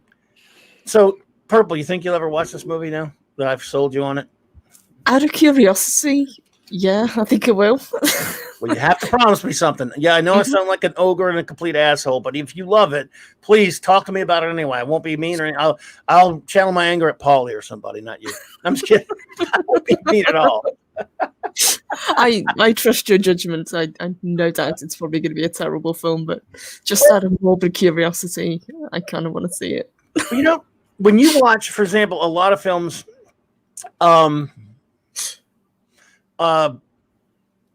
it's just not what a Godzilla film should be. In other words, it's like I said, it's subtitled. So when nuanced drama, sure the performance is good. In other words, people over there like the performance of the actors. They like the story. I'm not saying I don't respect that. I'm saying that's not what you sign up for with a Godzilla movie. And so if they'd done some other story like this, still wouldn't have interested me that much. But I can see why these people think this movie is dramatically so good, or like maybe the performances are good. It's kind of tough to tell when you're reading their dialogue, and if the actors are all that great or anything. So from that standpoint, people finding the story good is one thing. And even though I joke about I hate it, but the point is that's not what a goddamn Godzilla's movie is supposed to be. That's not what you sign up for. They had to bring little kids to go to see a damn Godzilla movie, and they're sitting there for hours with a bunch of idiot adults talking about politics. So, from that standpoint, is where most of my anger comes from, and it's boring. But again, I get like if people watch it and think that story is some kind of well acted thing or whatever the hell, I don't know. What we got there, Luke? That's the tale. Okay. Oh, goodness. Wow. That's the tale. There it is. Oh God, I remember now. Holy shit! Well, there you go. It's the greatest movie ever made. I take it back, everyone. That's like some kind of a David Lynch film. Oh, it's so stupid. Do you have a picture of what he looks like when he's just standing? Because he looks like shit anyway. The whole Godzilla in that movie looks like shit. I'll get you. Yeah. He looks like dog shit anyway. I really think he looks terrible. I'll take that new one any day. Mark for the season one said, "Don't Google it; it's gross." I heard there's Wandavision's Easter eggs in Shin Godzilla's tail. Yes, there are. They should stay there. When did this film come out? Did you say? I think 2016. Okay. I could be misremembering that. I mean, there's the thing. It's one thing if you just hate a movie, but to remember details about it, if you were bored and you were, I don't know. I got to admit, like, it's for example, that's why, and it makes sense. Like, if you're reviewing Batwoman or whatever, you watch it a bunch of times so you can get all the details to bitch about. I'm just yelling and screaming about it 8 years later or whatever it is. Let's see. Oh, that's a nightmare looking Godzilla. Oh, he looks like shit. And he stands there. Yep. For a long Now, time. What I did like was the fire breath scene where he like cooks the whole fucking town, and then it like focuses into like that ray beam, and then he just starts cutting buildings down. I thought that was cool. Oh, you did see the movie? Yeah. Oh, well, you didn't tell me that. What'd you think about it? You can tell me I'm full of shit if you liked it. You know that. No, I like that one scene. Okay. I have not like seen the movie. I just saw that one scene. Oh, okay. I thought you said you saw the whole film. Okay, I'm sorry. He bends over, and like all this fire breath comes out of his mouth, and he's cooking the whole city, right? And it's just like a fire, like a torch coming out of his mouth. Well, then it focuses, and it turns into like this purple ray beam, and it literally starts cutting buildings in half and shit. I thought that was cool. Okay. Not like the design of Godzilla. I never saw the movie. I don't want to see the movie. It's the one Godzilla movie I haven't seen. Maybe one day, if I'm really sick on like my deathbed, I'll watch Shin Godzilla. Because I watch Godzilla movies when I don't feel good. So if Loki's ever under the weather, that's what Loki's doing. Loki is watching Godzilla movies because that's what Loki did as a kid when he didn't feel good. But I will have to be on my fucking deathbed before I get talked to watch that giant piece of shit that Shin Godzilla. Look how shitty his. I hate all the red crap all over him, and look how shitty his head looks. He's got tiny little arms as well. Yep. Yeah, it's just I hate it. I mean, it takes getting used to that new one now in the legendary films, like in the upcoming. But I can, because those are fun movies, so I can all right a little bit. Okay, I mean. I'm okay with it. I'm not knocking it, but it is a little different for me because I like the old design. I mean, and it took a little bit of getting used to G Junior in 2002 and 2000 Godzilla 2000 because he's a little bit different from his Pappy, but not too much. He's got a little bigger what are the fins on the back or whatever, but he's still pretty close to his old man. So I like the new one. I like the new one. I've seen enough of the new one. I wish I'd seen the last one in theaters. I really do. Me too. With King of the Monsters? Yep, I got talked out of that. One of our YouTube friends close to the center of the earth said it sucked and it was horrible. So I didn't go see it because I trusted that opinion. Then I saw it on Blu-ray or saw it on whatever when it first came out. And I was like, oh my God, I fucking love this movie. I liked it too. Look, I saw it right before he did, I guess, because I was going, man, I can't wait to see what he and others would say about it. And I was a little surprised. I mean, but there's a lot of things I don't agree on movie wise, but I was a little shocked by that. I don't know. I found it pretty enjoyable. I think he saw it on a shitty screen. He saw it on a shitty screen and was like, it's horrible. I don't think he definitely didn't go see it at the IMAX because if I'd have saw it at the IMAX, I'd have been like, holy shit, I love this. Mm-hmm. Monster fights were badass. He said he couldn't see because of the weather. It was always raining. Everything was too dark. And I'm like, how the hell? I turn all the lights off and that's a bright ass movie, especially in 4K. You're like, holy shit, that's badass. He needs to see it again. I didn't see it at the IMAX like Mark see it. I saw it on a regular screen, but didn't have any. Again, that was the thing that confused me. He said you can't see anything. Well, so I'm not sure what film he's seen. There's some dark scenes here and there, but for the most part, yep. I had no problem with it. We had some good fights too. I think he went to a shitty cinema. I really do. Mm-hmm. 60-inch. I've got a 60-inch 4K. It looks fucking badass on that 60-inch 4K, and you can see everything. Well, he needs to give it another go then. Yeah. And you liked it at Purple as well, right? I did. I thought it was a good film. Yeah, I enjoyed it. Yeah. And I'd love to see Kong versus Godzilla in the cinema. Just keep my fingers crossed. I will definitely, because that's in March. Mm-hmm. Alpha Omega, thank you for popping in. That's in March. And we've got some theaters open here now. So if it, yeah, I'm gonna. I mean, I know it's gonna be on HBO Max, but I'm definitely going to see it in the big theater if I can help it. Yep. I know I've got a Alamo open, so I'm gonna go. Nice. Yeah, I mean, I haven't been to a big screen since August when I went to see Empire Strikes Back. And I saw Alien not too long ago. Oh, really? Yeah, they were running some good old stuff, huh? Yep. Nice. Yep. And again, I guess they're still doing it now. It's just you don't hear much. But IMAX here is closed, so it's not like I can just run down to the street and go to the IMAX anymore. But I will go to the next town over to the Alamo and see it there. So. Yep. I definitely want to see it on the big screen. Classic old time Godzilla with the Carl Malden nose was great. Yep. Now, good old Carl Malden, Mr. Streets of San Francisco. Carl Malden nose. Oh shit! Mark C is going to watch King of the Monsters after this. I need to watch it again. I don't have it yet. I got to get that. Let's see here. They are tearing down the IMAX in the next town. Yeah, they're tearing down a lot of them, I guess, buddy.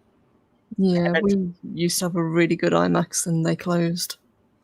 I don't know what the hell they're gonna do here because there's a restaurant, there's an ice cream shop, there's a old leather works place that does all this leather stuff, and they've got like a scene on TV, all in the same building.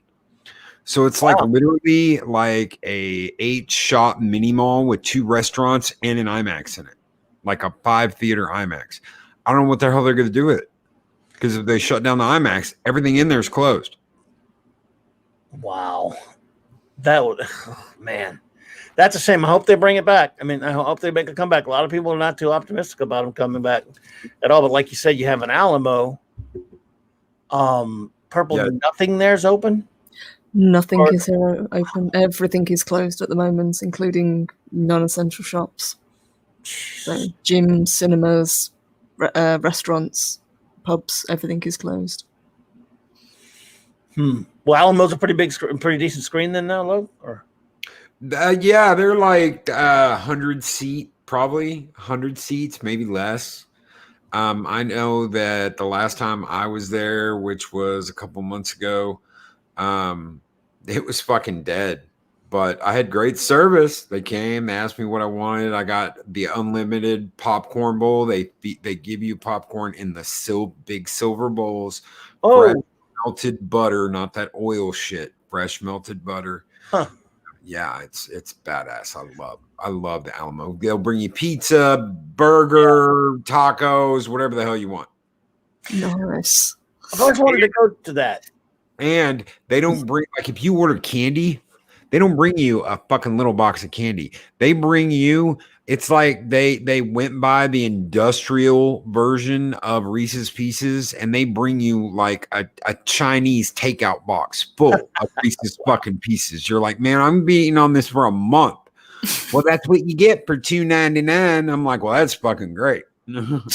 That's amazing. Take that home. I'll eat off of it for the next couple of weeks. Thank you. Alamo Draft House is a legend. Now we have till before all this crap started happening. We've had a couple of places called like cinema. I can't remember the name. We have a couple of these places, but we have Movie Tavern. Thank you. We have a couple that's called Movie Tavern, which is similar. Where you go in there and they have a waiter coming in or waitress or whatever come in there and take your order and that kind of crap as well. I don't know how close it is, but they have pretty good seats and everything. So. Yeah, Steve mentioned, stab me in the ass with the needle. I'll just go to town on that. Go to town on those Reese's peanut butters. Just pop in that needle and we're good to go. Wow. Craft beer, Alamo Draft. I spent $40 on food there. Yep. When I went and saw Joker, I spent $100 for 2 people. Holy food and tickets. Shit. Wow. Yep. Well, that's like an event. We each had a meal, we each had popcorn, we each had a candy, and we each had a drink. My So goodness. that was like, yeah, we're going to town. This is the experience. That's why, dude. That's why I used to go to theaters. I want the experience. I want to be fed. I want the popcorn. I want candy. I want to drink. I want company, and I want everybody around me. I want to feed off that energy that everybody's watching the movie and, either laughing, getting scared, crying. That's the whole point of going to the theater for me, is that experience. Yeah, I love going to the movie theaters. I mean, I know there's a lot of all kind of crap that goes with it, but see down here, I don't know what they cost up. Yeah, I keep hearing like up in the north of the country, it's ridiculous to get into it. Tickets ridiculously expensive. No, it's like $10-12. If you go and see an old movie, you're talking about like $5 or $6 to see it here. And where you are, I'm talking like New York and places like that. Oh yeah, hell, even Atlanta's like $20. I hear. That's crazy. No. Yeah. So yeah, way up there. What about you? Purple, is it expensive? It's about £12 a ticket, I think. But we don't generally do a lot of kind of older movies, or at least they didn't used to. That might change if they do open up again, because there's nothing for them to play at the moment. Yeah. And I think that would get people back, getting to see Star Wars or Lord of the Rings or something on the big screen again, or Jurassic Park. I'd love to see Jurassic Park again on the big screen. Yeah. They're doing a lot of that now here. They were, even still here now a little bit. But before all this happened, at Cinemark, I don't know if you have those where any of you are, but they have these Fathom events where they'll show old movies and sometimes like concerts. And sometimes I used to go to Riff Tracks Live all the time. I'd love to do Riff Tracks. It was so great. Yeah, I think they may have gone international at some point. I don't know, but for years used to go to that all the time. Are you familiar with Riff Tracks, Loke? But I used to love them before they bent the knee. Yeah, they did, like all of them. But the Riff Tracks Live, and they would re-show old movies sometimes. Again, on like a Wednesday or Thursday night. So that was fun. And again, yeah, I went to the was the Alamo Draft Office, one of the few places that carries my favorite beer, Chimay. Is that how you say it? Did I say it right? Chimay? I don't know if I'm saying that right. Timmy? The great Ace Castar, and thanks for popping here, bud. Appreciate it. Great seeing you, buddy. Well, never heard of Chimay. What type of beer is that? I don't know. I'm the only one that doesn't drink, so everyone else here does. So I don't know anything about beer. By Riff Track Movies. Cool. Bruce Lombardo, got a Riff Tracks fan here. So what was the last, except for pre-Coof, what was the last movie you saw in a theater, Purple? It was pre-Coof. It was Joker. I meant to see 1917, but I just couldn't fit it in time because of working. And by then, everything had closed down. Wow, Loke, what are you?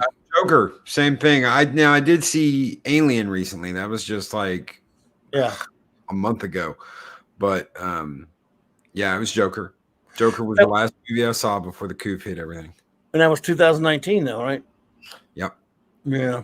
I saw that. It was October. That was my first movie review on my channel. I hadn't even live stream yet. It was my first movie review. It was like that, and then Sonic, I think, after that. But Joker was the first movie review I did for the channel. And it was just a recording. I hadn't even streamed yet. Wow. That was, like you said, it was like October. I saw that, but after that, let's see. I think I saw 1917? Mm-hmm. I saw Glass. I was very disappointed. And when I saw that horrible, stupid last Rambo. I was going to theater, the movies like in the daytime, because I was working when I was employed. I was working on a lot of night shifts and different things like that and stuff. So I had days. It's fun to go at like 11 in the morning when theaters were open, and when you're only one in there. Mm-hmm. I like that.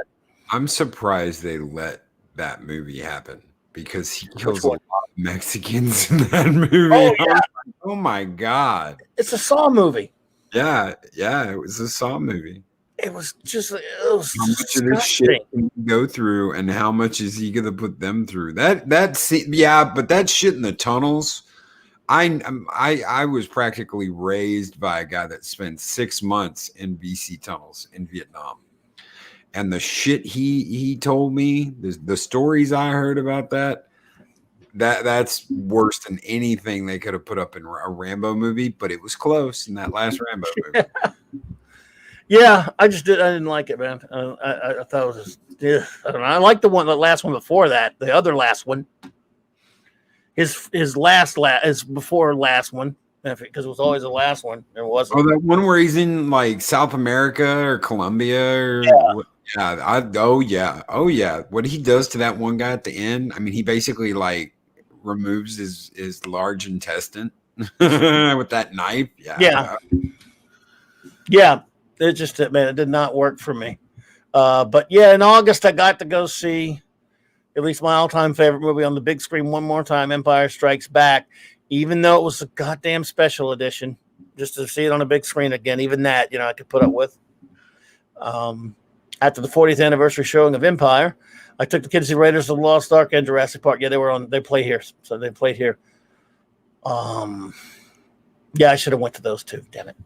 Good call. I literally skipped school to go see Star Wars because my dad was like, "Why you gonna go see a movie we got here on VHS?" And I was like, "Because it's in the theater. You don't need to go see no movie." And I was like, "Motherfucker." So I saved up my pennies. And I just said, screw it. And I didn't go to school that day. And I went and saw it. And then I got pizza afterwards because I was like, look at that. Now you talk about when they brought them back to the theaters in the late 90s for the special editions? Yep. Oh, okay. I'd never gotten to see it. I seen Jedi. I saw Jedi when I was a kid. And all I remember about Jedi is up and down on my seat and screaming when the Ewoks came out and were just taking out stormtroopers. I thought that was a cool shit. Whoop whoop whoop whoop. I was like, holy shit, the teddy bears are kicking ass. And of course I was like a little kid, but that's the only one I ever saw in theater. So when Star Wars and Empire came out, I was like, I'm not missing this shit. I'm going. Yeah, I'd raised my kids to love the movie, so when they were pretty young, when those special editions came out, and I brought them to see it, because I wanted them to see Star Wars on the big screen, and I didn't know I didn't mind too much. Looking back, I don't like the special edition of I hate saying New Hope, but just saying it for because you have to, just so people know what you're talking about. I hate what they did in retrospect, but I didn't really get all that upset. And then when a couple weeks later, when they showed Empire on the big screen. When they got to the scene where when Lucas cut out, I know it's a little line, but it means something to me anyway. When Lucas cuts out Luke saying to after he pulls R2 out of the water, after he gets out of the water, you're lucky you don't taste very good. He cut the line out. And since I knew the movie, especially then every single syllable of the film, I went, what in the... I lost it in the theater. Not super, super loud, but loud enough. The kids were like looking at me, and there were people around going, what the fuck's wrong with this guy? Like, oh, I stopped myself. The movie. Well, when they came out, do you remember when they came out with the Blu-ray set that had the prequels and the OT in it? The one with Anakin on the front and it looks like a desert. I remember when they came out with it, but I didn't get it. Okay, well, this is the edition that has Anakin standing on Tatooine, and his shadow is that of Darth Vader. That's what's on front of the cover. It's the one I've got. Now, when that edition came out, they said Yoda had been replaced by a CGI, the puppet, and there were people going fucking apeshit. You can't replace Yoda in the OT with the CGI. You can't replace the puppet. Now, what they did was they replaced the puppet in Phantom Menace with the CGI Yoda they used in episode 2 and 3. I'm completely okay with that. The Yoda in Phantom Menace looked like he was high and he'd been eating Twinkies. That son of a bitch looked stoned. But the rest of the movies they left alone. They just changed the Yoda in episode 1 to conform to the look of 2 and 3. That did not bother me at all. But if they'd have gone back and they'd have changed Yoda in Empire and Return, holy shit! Because that's what everybody was saying. That's what it was like. They changed Yoda. They CGI'd Yoda in the special editions, and I'm like, oh shit! I have to see this. No, they did not do that. They just changed him in Phantom Menace, and that was fine. He still fucked with Empire too much. It was the least fucked with of all of them, but I can't stand the way he changed Boba Fett's voice for no reason. And I goddamn hate what he did with the Emperor, changing him to Ian McDermott or whatever. That was so unnecessary. Leave Clive Revell. And then they changed the dialogue all up and all that other shit too. I like Cloud City. I like the way they did Cloud City. It's like, oh look, windows. Holy shit, there's windows and little speeder cars going by. That's cool. Yeah, that was fine. But you know what's messed up? He had this big, long, like speech. I can't remember what it was in front of Congress or I can't remember whether it was Congress. Was Congress where he was like, we have to protect our film so that nobody can screw with it. Except me. Later. And then he's 20 years later, he's like, I'm gonna go in and I'm gonna fuck with everything I did back in the day. Yeah, he was rightfully pissed off about that stupid Ted Turner colorization shit, and I agree with him on that. Then but these are my movies, so I can screw with them any way I want. If you don't like it, fuck you. Oh. Look, Luke. Every time a bell rings, an angel gets its wings. What's the best version to get? Because I've heard Harmony. THX. Okay. THX. It's the THX. Okay, so if Clobberin loves the originals and everyone hates the special editions, the THX versions, and you can get those on DVD, they just cost out the ass. Because they only came in one special edition set, and it wasn't even a set. What you had to do was you had to buy the OT separately, but it was like, get this and get this reflective cover, plus you got a second disc, and on that disc, bonus disc, they had the THX version of the film. Now, what the THX version of the film is the original film cleaned up with better sound. They cleaned up the visuals. It's from the Japanese laser discs. Yes, they're from the Japanese laser discs. Yes, they cleaned up the visuals. Now in America, we only got those on VHS, but the Japanese got them on laser discs, and then we got them in a special DVD double pack that you could get for each movie, but each movie was $20 or $22.99. And I remember I was like, I ain't paying for that. I already got them on DVD, but I did get Empire just to get Empire. So I had that special disc of Empire, but the other movies are in the original Star Wars and Return of the Jedi. I think my dad had Return of the Jedi in the original, and I had Empire.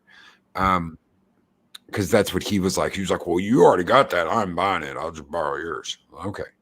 But yeah, you could get that THX DVD version. They're just insanely expensive now because they didn't make that many of them. Again, that's one of those rare oddities you got to look for.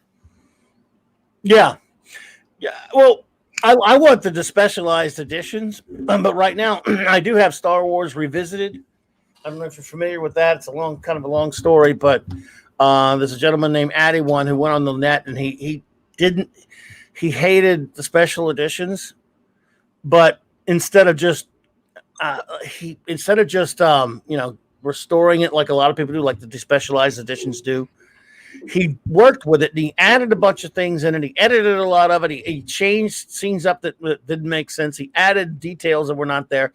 It's kind of fun to watch, but that's not the thing that really I like. I mean, it's kind of fun, but he also made for a friend of mine. He made who was looking for a special back in 2010, actually wanted to celebrate the then 30th anniversary of Empire Strikes Back, but he didn't want the special edition. So he had this guy make him a Blu-ray, make him a special Blu-ray of the theatrical version, cleaned all cleaned all the visuals up, added the original soundtrack, all kind of stuff, and and he made me a copy of it. Now Hoth isn't fucking blue.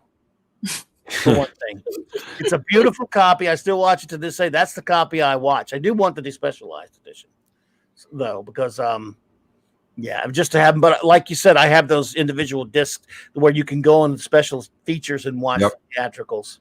So at least that's something. Yep, that is the only way you can watch anything close to the original movies were those special editions. Right, except for the despecialized. Yes, I don't have those, but I'd like to get them. So, yeah. And you're never going to get those with Disney. You're never going to get a 4K despecialized anything like that. So, Purple, you said you haven't seen them on the theatrical versions in a while, then, or? No, not for a while. I can't remember the last time. You know what's messed up? George said in that interview for the THX editions, we are doing this so that these films are like guaranteed to be there for ages to come because the film's so bad. Because the negatives in the film and everything are deteriorating, we're going to do this huge restoration process and save this. That all that was a setup to make the special editions. Yep. That's all it was. It was a setup. D.D. Myers, thanks for popping in. It was a setup, as Mark C. said, for McClunky. You know, are you familiar with McClunky? McClunky, yes. Mando Mark, thanks for popping in, my friend. Good to see you. So, yeah, I don't know, man. I hate the special editions, but you know, at least we have some people like I don't have those despecialized. I have that. At least I have Empire, a Blu-ray, you know, a copy that's way better than ones you see even on those THX one. So it has to do. What can you do though? The funny thing is, does anybody like this? Have you ever met anyone that likes or prefers the special editions? No, the THX ones, because they cleaned them up and they enhanced the sound, but not the special editions over the original. No, no one does. No fan. Well, I mean, I say no one. You can't say no one about anything, but you know what I mean. And so I mean, it's just Lucas being obstinate, isn't it? When you think about it, I mean, he just says this is the way you should watch it from now on. I don't know why he even put the theatricals on those discs. He didn't. That was a special thing that a company did, and they basically got like permission to do that. So it wasn't George. That was like, did you ever hear about the Braveheart thing? The Braveheart special edition, the one that's like 5 hours long. Of what? Okay, yes, there's a 5-hour edition of Braveheart out there. Oh God! Wow. I had this on VHS. Now, if you look this up, the extended cut Braveheart, you know, what's his name? That's in it. Mel Gibson says at one point we had a production company that was making this on VHS. No one ever stepped up to pay for that on DVD or Blu-ray. And if anybody ever did, of course we'll make it. But no one ever has. And I honestly believe that someone ran this whole like, well, we'll sell them individually just with this bonus shit by someone at Lucasfilms, and they were like, oh yeah, sure, just pay for it, pay to have them, and we'll make them, and da. We get our cut, you get your cut. Because they already had the trilogy out there in a set. Why go back and sell the same why they sell the same movie over again, just singled? You could buy the big set on DVD. You didn't have to buy them separately. Wow. Damn. Yes, I too still have. Yeah, Mark Weatherly still has his VHS tapes. Me too, man. Yep. I still have tons of VHS tapes. Mm-hmm. At least he doesn't have it on beta, which would be okay. I'm just kidding. We tease the beta people, but no. Remember that old argument? Betamax versus VHS?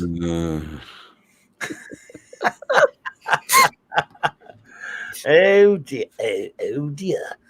Well, I tell you what, I've kept you fine, ladies and gentlemen, a lot. And I know you got places to be, and you got to be up in the morning. Or in your case, you got to get some rest, Purple. I can't. I mean, I just had so much fun hanging with you. You're lucky I caught it. I would have, kept going for 3 more hours, and you'd be like, "No, that some bitch never shuts up." But I wouldn't do that to you, even though I'm having a good time. It would be selfish of me. But I really appreciate you both being here. It was a pleasure. Thank you. I mean, it is just, I don't know what to say. I mean, it's so much more fun than going solo, because no. And it was just been wonderful. So everyone, basically, if you have not watched WandaVision yet, give it a shot. And Loki thoroughly recommends Batwomen and says you really got to start watching that. Oh my God. No. Don't listen to him. Don't listen to him. He's trying to trick you into living in a van down by the river. Don't do it. With a plant. With a plant named Mom. Don't do it. No, but maybe I should start watching it. Purple, you didn't watch that either, do you? No, I don't watch any of the CW. No, I hate CW, the DC crap. By the way, I don't know where you would watch it. You guys just watch it on the network when it comes on or whatever, or just... I'd have to go searching for it. Whatever you say. Wherever you say I watch it is where I watch it. Gotcha. Yeah. There you go. Well, I mean, it's on network television. So I want to thank all of my fantastic friends for being here with us tonight. Watch me forget people. I'm sorry, but the great Steve Mitchum was here. Thank you, man. The great Ace Cast Iron popped in. The wonderful Eris of Chaos popped in, as did Samantha. I want to thank Paulie with Latino Slant for bringing us some fun, as did the great Mexican Iron Man. Hashtag cancel Paulie. Hashtag cancel Paulie. Oh, he didn't hear that, did he? Wednesday night, I will be back. Actually, tomorrow night, of course, I'll be on Loki's great show. He has a great show on in the mornings of Mischief at 8 Central Time, CST, but also 7 Central Time is 7 Kinds of Mischief, which we have all kinds of fun things for you there. I'm always so honored to be there. And then tomorrow night, I'll be at Loki's show, wrenching for him unless he fires me and cancels me. No, that ain't gonna happen. Wednesday night, I'll be back here doing some open geek talk and comics talk, stuff like that. Thursday, my new show that's going to be in the daytime. Going to be doing that in the afternoon. I'm probably 3 Central. So some of my wonderful friends from across the pond can join me. Then Saturday night, the wonderful Raquel Briggs will be back with me as always, reviewing all of Star Trek. 4 more episodes of Star Trek, the original series, to review. We shall. The great Eric K. Thank you so much for being here, my great, sometimes partner in crime, the amazing, the great Mark C. Thank you, buddy. Mr. Rod Thunderheart. Thank you for being here, sir. Mando Mark. Always a pleasure. Again, the great Ace Cast Iron popped in. The magnificent Chris Persia has been here. Mark with a C. Thank you so much. I mean, how many shows can give you a Mark C and a Mark with a C? I mean, no, not many. Well, actually, probably a few. I'm sure they bump into each other sometimes, right? Who else was here? Dee Dee Myers was here. Thank you so much, Dee Dee Myers. The wonderful, I guess Samantha Joe was here earlier. That lovely lady. I'm just trying to. I always end up forgetting people, and I'm sorry, everyone. Dee Dee Myers, thank you. Eris, I think I mentioned Eris, Alpha Omega, Carrie Fisher, my great friend, Flash, Claude Paris was here, Just Joe 47 was here, Bruce Lombardo was here. You ever forget one? You feel bad about it later, Luke? Oh yeah. Oh yeah. Well, I hate it, but sometimes if I forgot anyone, I apologize. I'm old and senile and old. See, I can't even remember which way that goes now.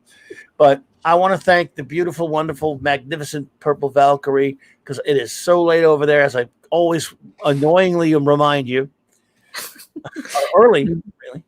It was a pleasure. Thank you. Thank you for having me. So much for being here. And of course, the great Master of Valhalla, Stone Loki.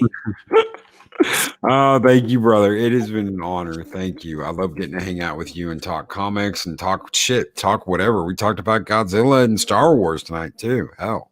Absolutely, man. I appreciate you both so much. And now this fantastic intro outro that the man himself who is here, Stone Loki, made for me. Good night, everyone, and have a pleasant tomorrow. Good night, everybody. Well, it's not working. It's clobbering time! What time is it? Clobbering time!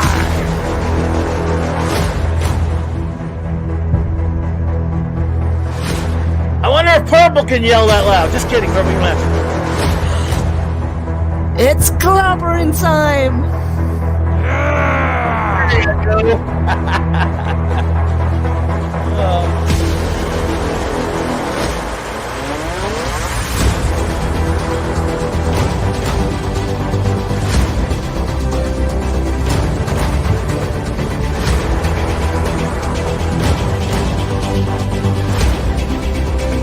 Flash, holy, hashtag cancel somebody, but I'm not sure who.